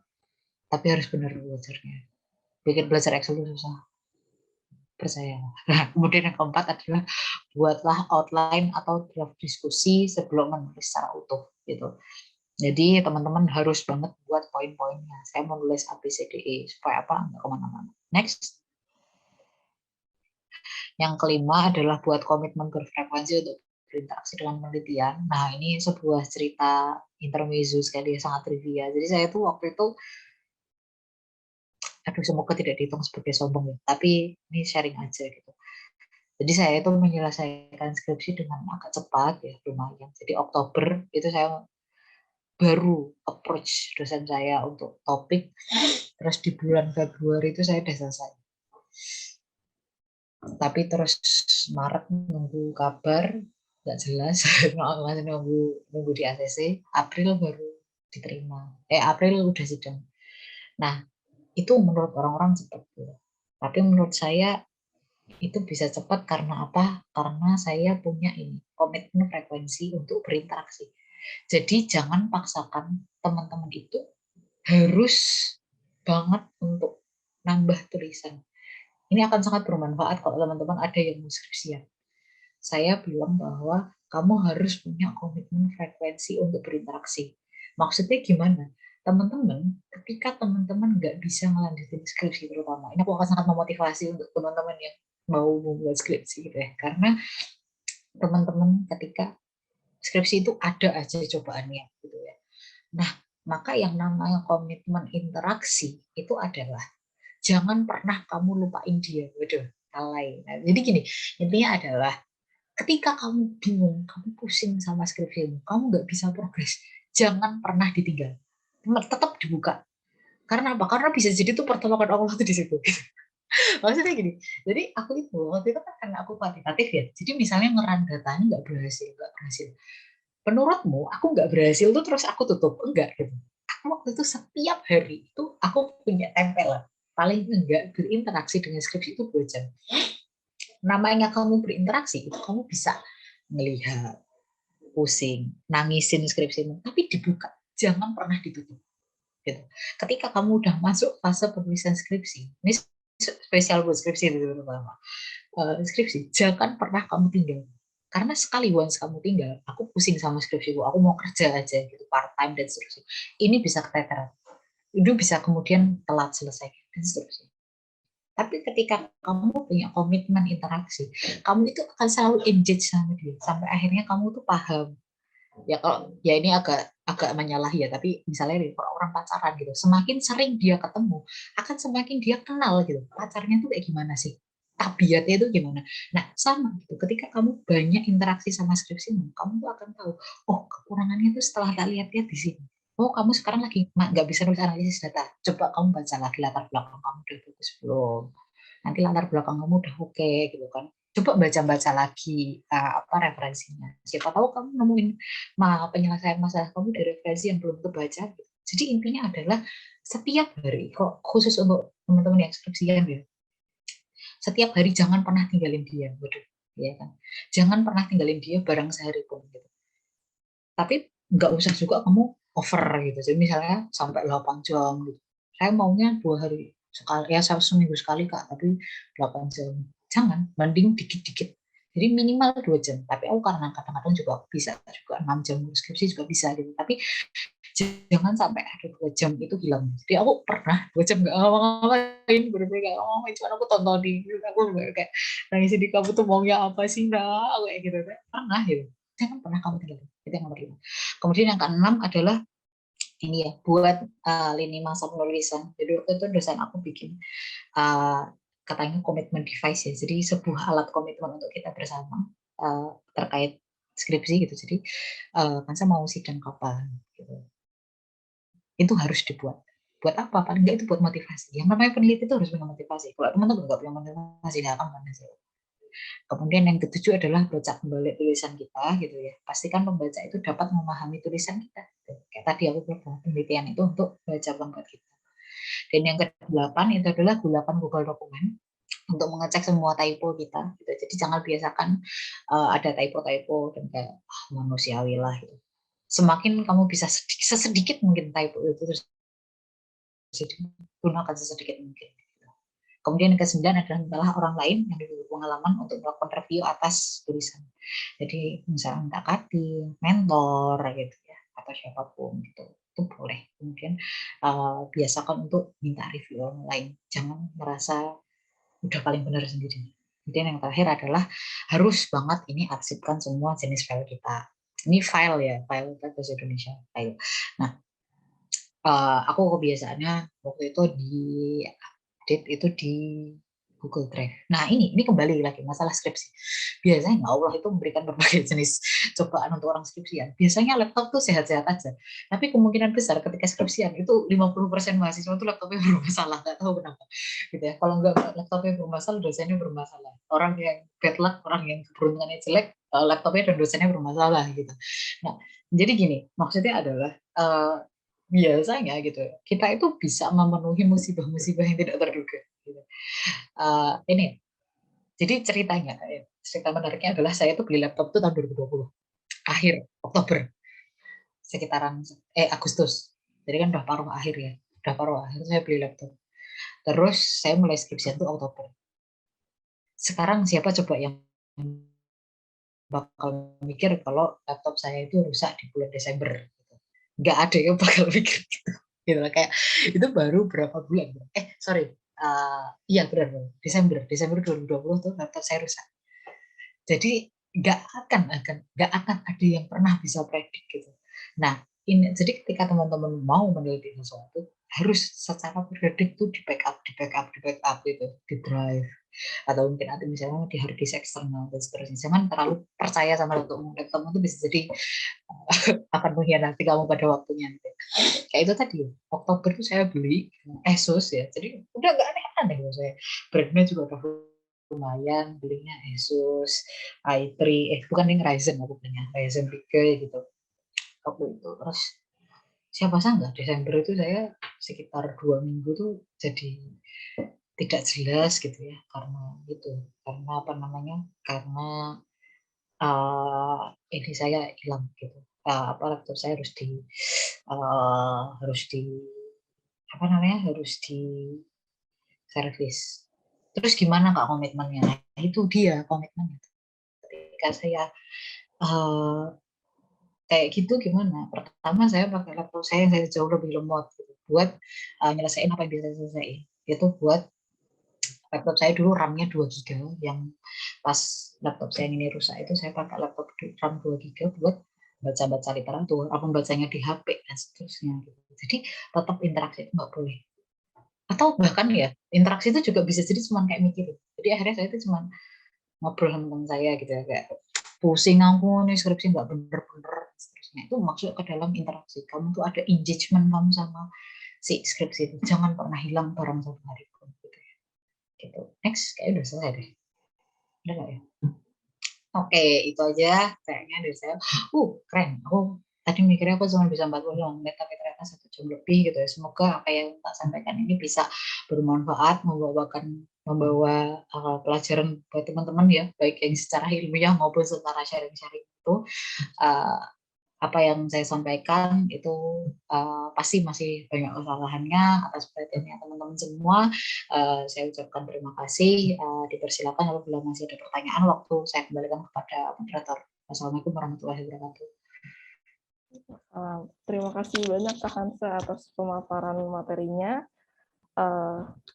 Sekarang kita masuk ke sesi diskusi atau tanya jawab. Bagi teman-teman yang memiliki pertanyaan, bisa menggunakan fitur raise hand, nanti aku tunjuk, atau kalau belum bisa buka mic, nggak apa-apa, di chat aja, ditulis di kolom chat, nanti aku bacakan, gitu. Sebelum masuk, ini suaraku jelas kan ya? Takut nggak jelas? Oh iya. Yes. Terima kasih. Sambil menunggu pertanyaan, aku pengen review sedikit ya. Semoga benar review. Jadi hari ini kita intinya belajar mengenai pengantar penulisan riset gitu. Nah, dari definisinya ada 5 titik penting gitu dalam riset ya. Pertama, bersistem, kemudian kritis, ilmiah, baru, dan lebih baik gitu. Kemudian jenis-jenis riset yang biasanya relate di social science gitu. Ada 3 jenis. Sebenarnya jenis riset banyak, tapi yang biasanya cocok buat ilmu sosial 3 ini, yaitu kuantitatif yang bermain dengan angka, atau kemudian kualitatif, kemudian campuran gitu. Kemudian komponen utama riset. Nah, ini ada 4 hal, yaitu masalah utamanya apa gitu. Dalam penelitian ini masalah utamanya apa? Mengapa penelitian ini tuh menjadi penting gitu. Kemudian pertanyaan penelitian. Nah, pertanyaan penelitian ini jangan kemana-mana gitu, dan kalau bisa jangan banyak-banyak gitu. Jadi biar pas. Kemudian metodenya. Apa langkah ilmiah yang digunakan untuk menjawab pertanyaan penelitian Anda gitu. Jadi ingin menggunakan metode apa, terus temuannya apa yang baru dari penelitian ini gitu. Kemudian langkah-langkah penulisan riset ini yang tadi Kak Hansa sudah jelaskan ya. Habis itu ini ada yang penting nih diperhatikan bagi para researcher, yaitu kesalahan dalam penulisan riset. Ada kesalahan fundamental, ada kesalahan sekunder gitu. Kemudian tips menulis riset gitu. Ini ada tips menulis riset, ada beberapa tips menulis riset, tapi yang harus ditekankan juga mindset peneliti itu harus sebenarnya sama sih. Beberapa hari yang lalu aku baru dengar webinar tentang public speaking. Jadi kalau public speaking itu kan juga harus menekankan it's not about us, but it's not about them. Jadi kalau misalkan kita lagi public speaking itu bukan yang penting kita ngomong apa, tapi audiensnya tuh ngerti atau enggak, sama dengan penelitian. Jadi pembacanya itu tuh paham apa enggak kira-kira dengan apa yang kita tulis gitu. Jadi ketika kita ingin meneliti, pastikan pembaca itu tuh, atau ketika kita ingin menulis penelitian, pastikan pembaca juga mengerti gitu. Terima kasih banyak untuk Kak Hansa. Kita lihat belum ada yang ingin bertanya ya. Kalau gitu, aku sebenarnya punya pertanyaan Kak Hansa. Numpang nanya ya sebagai Boleh, nggak apa-apa. Silakan. kan jenis riset ini kan di sini kita pelajari 3. Sebenarnya ada nggak sih Kak kotak-kotak tertentu? Jadi misalkan kuantitatif itu cocoknya buat tema seperti apa, kualitatif untuk tema seperti apa, campuran untuk tema seperti apa, itu ada pembatasnya nggak gitu? Oke, kuantitatif atau kualitatif itu biasanya bukan ke temanya sih, tapi lebih ke purpose-nya gitu. Jadi gini, contoh dan nanti purpose itu akan balik lagi, tujuannya itu akan misal nih penelitian, kenapa sih kok kemudian kamu ngambil tujuan ini gitu. Jadi misal gini, misal teman-teman contoh mau ngambil terkait literasi keuangan gitu. Nah, eh, misal literasi keuangan teman-teman purpose buat apa gitu. Kalau kemudian teman-teman ingin lebih ke why. Nah, ini ya biasanya why sama how gitu. Kalau how, teman-teman pengen lebih bagaimana sih kondisi literasi keuangan? Apa sih yang kemudian mempengaruhi? How and what itu adalah teman-teman buktikan dengan kuantitatif. Tapi ketika teman-teman pengen why, itu kemudian teman-teman itu gunakan kualitatif. Jadi lebih ke bukan temanya sih, tapi ke purpose-nya. Kalau teman-teman mau pengen tahu alasan mendalam, jangan pernah kemudian gunakan kuantitatif. Gitu. Tapi ketika teman-teman pengen pakai gambaran besar, teman-teman nggak bisa interview satu orang kok terus gimana pandangan pemuda Indonesia nggak bisa gitu. Jadi semuanya itu akan balik lagi ke tujuannya. Teman-teman pengen tahu why atau pengen tahu how and what. Ketika how and what, berarti teman-teman silakan gunakan kuantitatif gitu, karena itu akan menjadi sebuah gambaran besar gitu. Dan biasanya itu lebih cenderung ke arah kebaruan dan seterusnya. Nah, biasanya riset kualitatif itu kadang digunakan untuk menjawab sesuatu yang masih questionable dari kuantitatif. Misal nih, dari hasil penelitiannya ini ditemukan bahwa hubungan ini tuh positif terhadap ini, tapi ini tuh kayak kita tuh nggak jelas kenapa sih kok ini bisa terjadi. Akhirnya dia ngelakuin FGD. Biasanya kayak gitu. Kalau yang udah aku pelajari ya, itu biasanya kayak gitu. Kemudian nanti kita dapat pattern-patternnya. Nah itu why-nya akan lebih tajam gitu. Nah makanya itu nanti balik lagi ke tujuan kita. Gitu. Biasanya yang sering salah itu adalah itu tadi pengen menjawab why dengan kuantitatif dan pengen menjawab how dengan kualitatif. Itu salah. Ketika how, kalau how kan nggak bisa tuh, karena how itu kan as a whole ya, keseluruhan. Nggak bisa kemudian how itu kok cuman diwakili sama 10 orang FGD, terus kamu pengen bilang, misalnya nih teman-teman bikin FGD di antara karena Libya gitu. Aku yakin 10 itu kan sangat kecil banget. Jadi teman-teman nggak bisa kemudian FGD 10 orang teman-teman bilang mahasiswa Libya gitu, nggak bisa. Tapi coba dikecilin lagi gitu, mahasiswa misalnya fakultas ekonomi di Libya gitu. Nah itu akan semakin besar restriksinya gitu. Jadi jangan sampai teman-teman menarik ini terlalu luas gitu, apalagi mahasiswa ekonomi Islam gitu, teman-teman ngambil 10 orang dari Libya semua, nggak bisa gitu. Nah jadi teman-teman tinggal pilih mau why atau mau how kayak gitu. Baik Kak, terima kasih atas jawabannya. Paham insya Allah. Ini ada pertanyaan dari kolom chat, aku bacakan yang dari Muhammad Arif. Assalamualaikum warahmatullahi wabarakatuh. Waalaikumsalam. Apa saja yang harus termuat di latar belakang, dan latar belakang idealnya berapa halaman? Itu pertanyaan pertama. Oke, apa aja yang harus termuat? Yang harus termuat adalah yang pertama adalah urgensi masalah, kenapa kok ini penting, kayak gitu ya.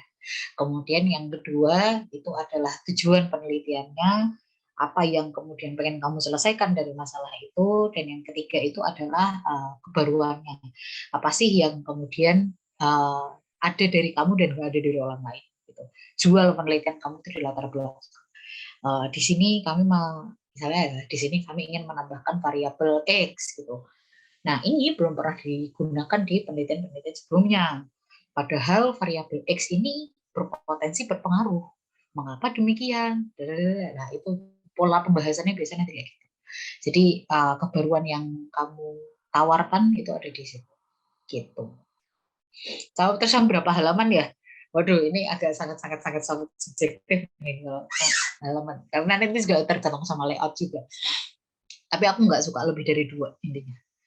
Itu untuk skripsi, untuk apapun gitu ya. Dari yang paling stretch kan skripsi. Kalau kalau ini kan compact ya, kalau paper gitu kan dia 1. Kalau paper yang dia 2 halaman itu 1 halaman aja cukup banget udah. Kalau teman-teman skripsi ya 2 halaman lah, itu udah banyak banget.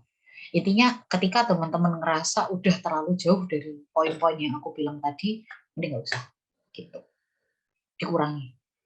Jadi dulu aku kan dulu pas zaman-zaman ini ya, masih ya sekarang juga sih, maksudnya pas MT ini tuh ada kayak kita tuh suruh bikin makalah kayak gitu. Itu biasanya nanti kalau udah latar belakangnya 3 halaman gitu kan, aku langsung bilang ini nggak bisa dipotong apa gitu.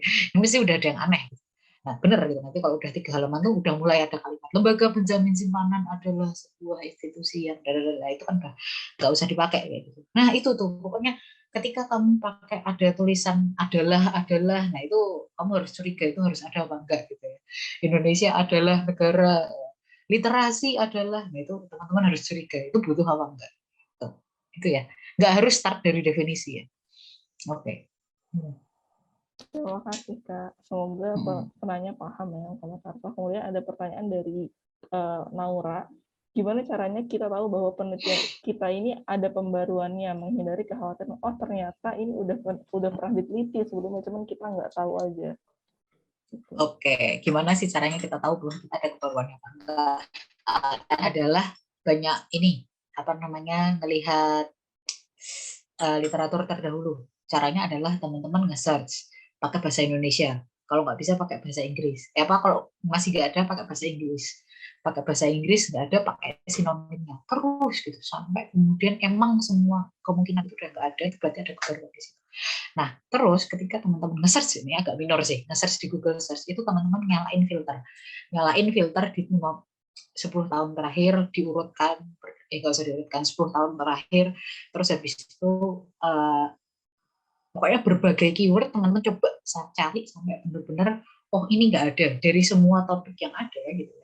Kalau aku biasa gini, jadi misalnya topiknya ini gitu, terus aku filter dulu dari 10 tahun terakhir, mana yang paling relate sama maksud kita.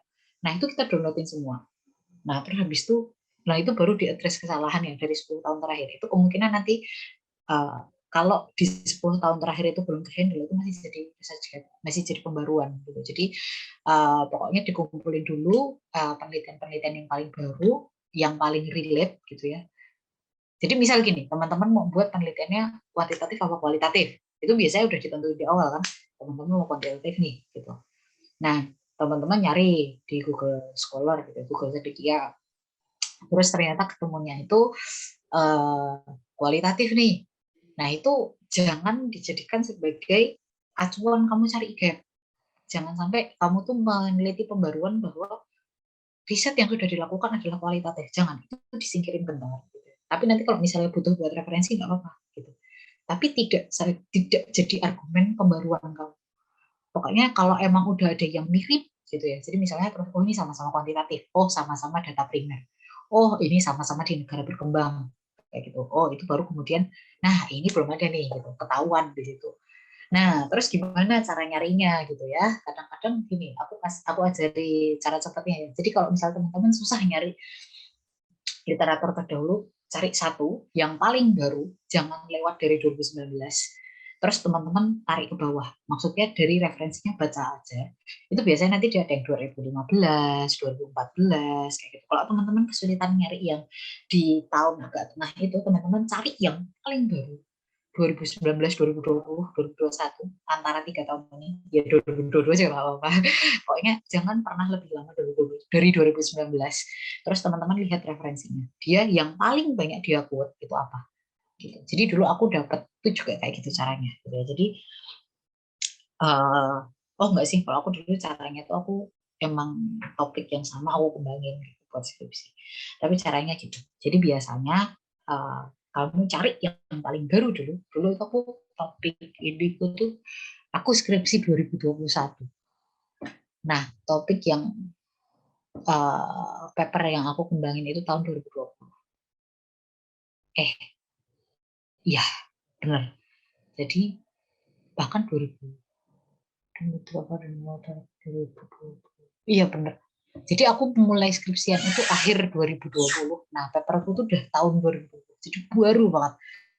Baru banget. Nah, jadi kalau bisa teman-teman kayak gitu. Jadi jangan sampai gapnya itu terlalu jauh. Nah, nanti masalah cari referensi lainnya itu dari referensi si tahun 2020 itu. Nah, itu aku dapat 2015, 2016, 2014. Gitu ya. Baik, terima kasih. Ada pertanyaan lagi dari Tursina. Untuk format penulisan seperti jenis font, ukuran, foto, jarak, spasi, dan sebagainya, yang ideal yang seperti apa, Kak? Yang ideal adalah yang diminta ya. Jadi maksudnya kalau itu diatur sama panitianya, sama universitasnya buat nerima skripsi itu biasanya ada kaidah-kaidahnya sendiri. Tapi kalau nggak ada, teman-teman itu gunakan ini. Kalau penelitian itu biasanya buku antikwa. Ada yang pakai buku antikwa, ada yang pakai kalibri. Kalau TNR jarang ya. TNR itu surat, kalau teman-teman surat itu TNR. Biasanya sih antara kalibri sama buku antikwa. Nah, itu fontnya biasanya 12 atau 11 gitu. Nah, yang aku kasih tahu ini aja, foto sama tabel. Foto sama tabel itu jangan sampai keluar layout. Jadi gimana maksudnya? Misal layoutnya segini. Nah, itu teman-teman, kalau bikin tabel jangan keluar dari sini. Itu yang paling penting. Tabel sama foto, gambar, diagram, itu harus lebih kecil daripada margin. Jangan sampai keluar margin. Kayak gitu. Gimana Kak kalau tabel kita panjang? Teman-teman belajar bikin ini ya, yang kayak apa? Portrait sama landscape. Nggak apa-apa malah kalau kayak gitu sekalian. Tapi jangan sampai teman-teman pakai portrait yang model berdiri kayak gini, tapi tabelnya sampai ujung. Itu jelek banget. Jelek banget. Jadi jangan sampai teman-teman buat sesuatu keluar dari margin. Jadi margin tulisan segini, nah itu harus ada di dalam situ. Itu yang paling ini ya. Biasanya soalnya kalau orang-orang yang sensitif sama formatting itu bisa kena gitu masalah hal-hal kayak gitu. Dulu aku sering gitu. Terus jarak spasi itu biasanya 1,5, ada yang 1,5, tapi kalau skripsi di kampus itu 2 ya kayak gitu. Jenis font tergantung sama penerima.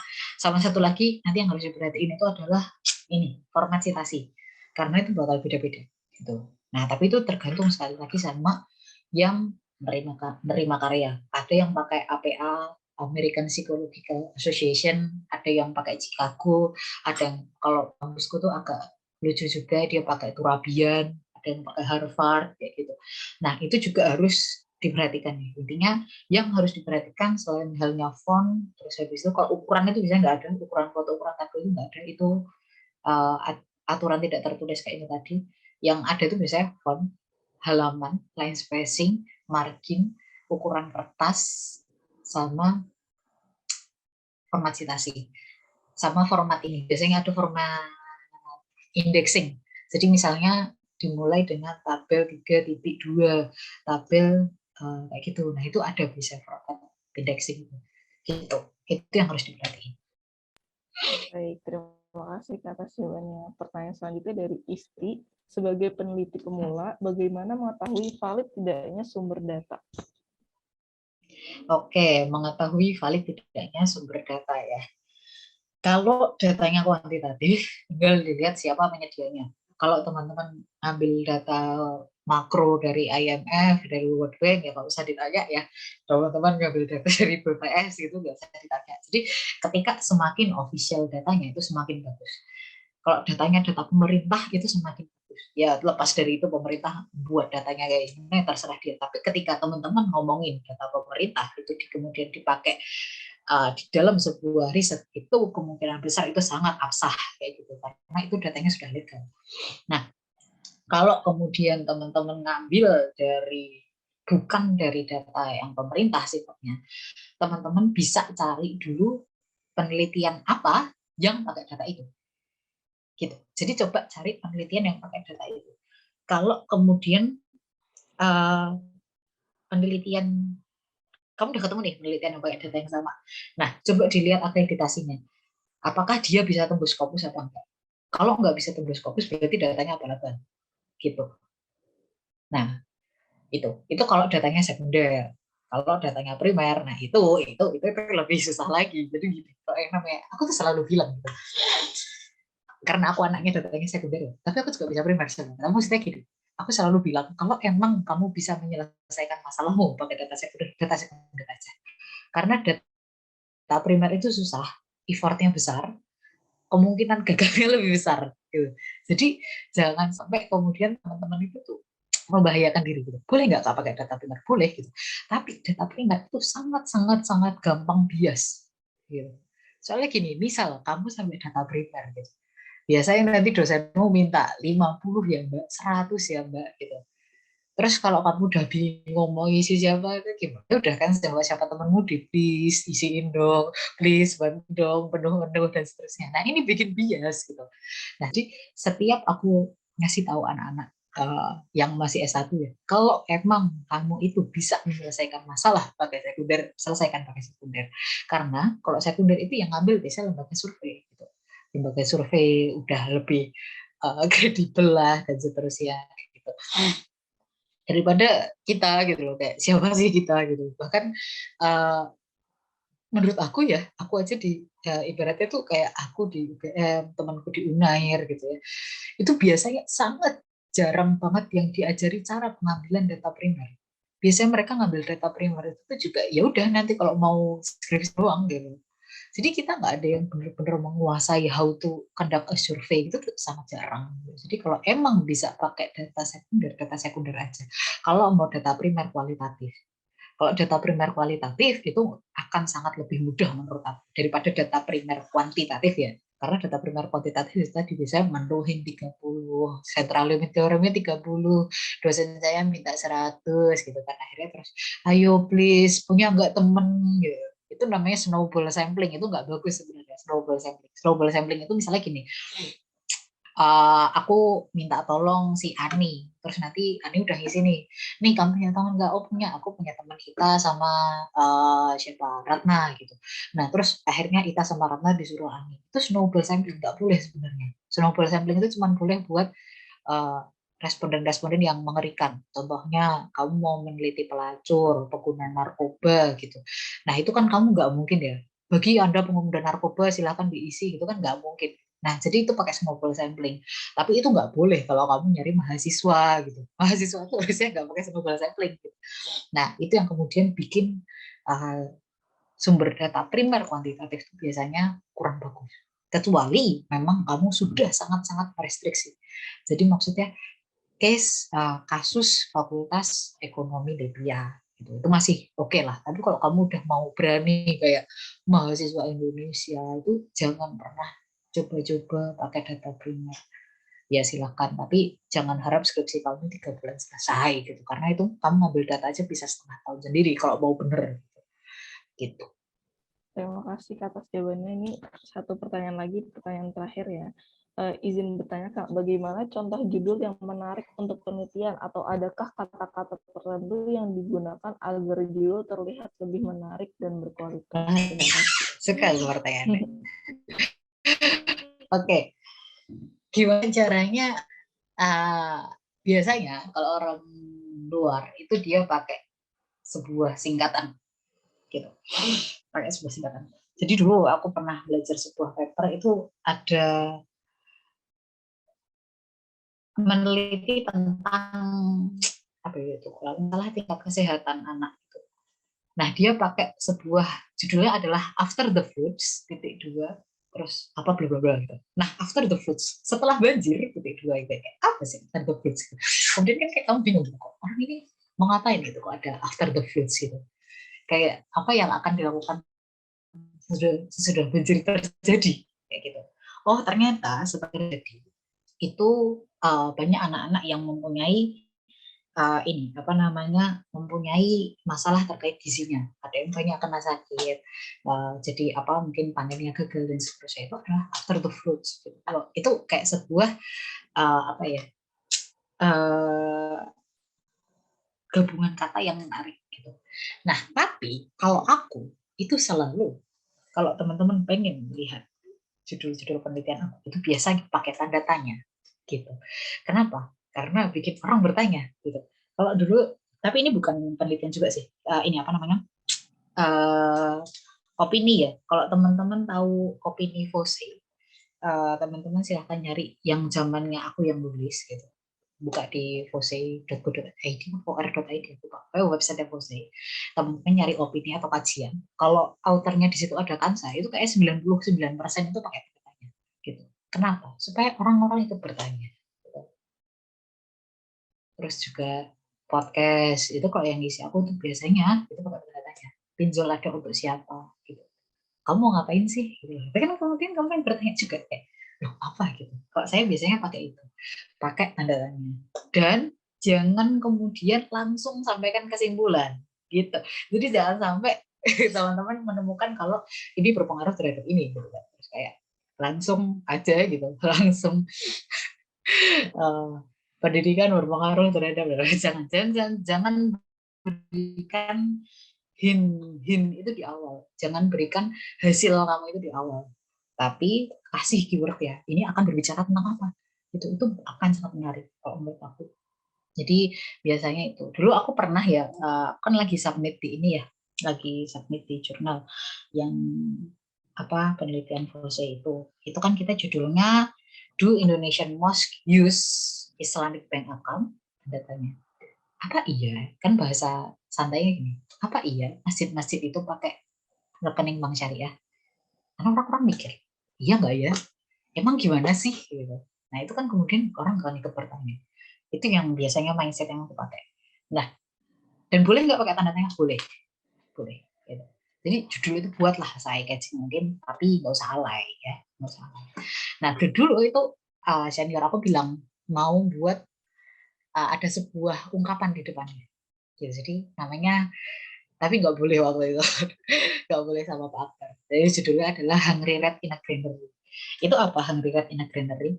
Ada tikus kelaparan di lumbung padi. Maksudnya gimana? Maksudnya adalah masjid itu adalah tempatnya orang Islam. Tapi kan di situ kita menemukan bahwa gitu ya, rekening kepemilikan rekening bank, especially bank syariah itu masih rendah di masjid gitu. Nah ini kan menjadi masalah gitu. Pasarmu itu ya orang Islam, bank syariah tuh ada ya emang boleh orang non Islam pakai. Tapi kan target utama mereka kan adalah orang Muslim. Orang Muslim adanya di mana? Di masjid. Mereka ke masjid 5 kali sehari. Kok bisa-bisanya komunitas orang Muslim itu tidak pakai sesuatu yang produk yang ditujukan untuk mereka? Ini kan kemudian produk nggak sampai ke targetnya. Kayak gitu. Nah itu waktu itu Mas Buku ya, Mas Buku Pak itu nyaranin itu pakai Hungry Rat in a Granary. Cuman katanya terlalu ini ya, terlalu hardcore dan agak mendiskreditkan gitu perbankan syariah, jadi jangan. Tapi maksudnya adalah teman-teman bisa pakai ungkapan-ungkapan lucu yang bikin kemudian apa sih Hungry Rat in a Granary kayak gitu.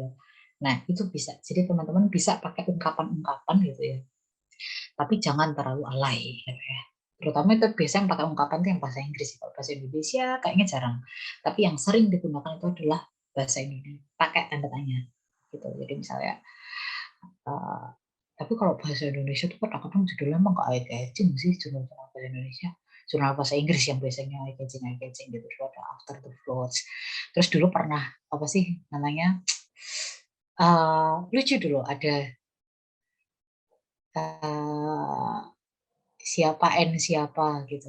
Jadi waktu itu jurnal pembangunan ya. Jadi dia pengen bandingin anak yang misalnya karakteristiknya A dengan B gitu. Misalnya anak kandung dan anak tiri gitu. Nah, terus habis itu dia kayak bilangin gitu. Julia and siapa waktu itu? Saya Julia.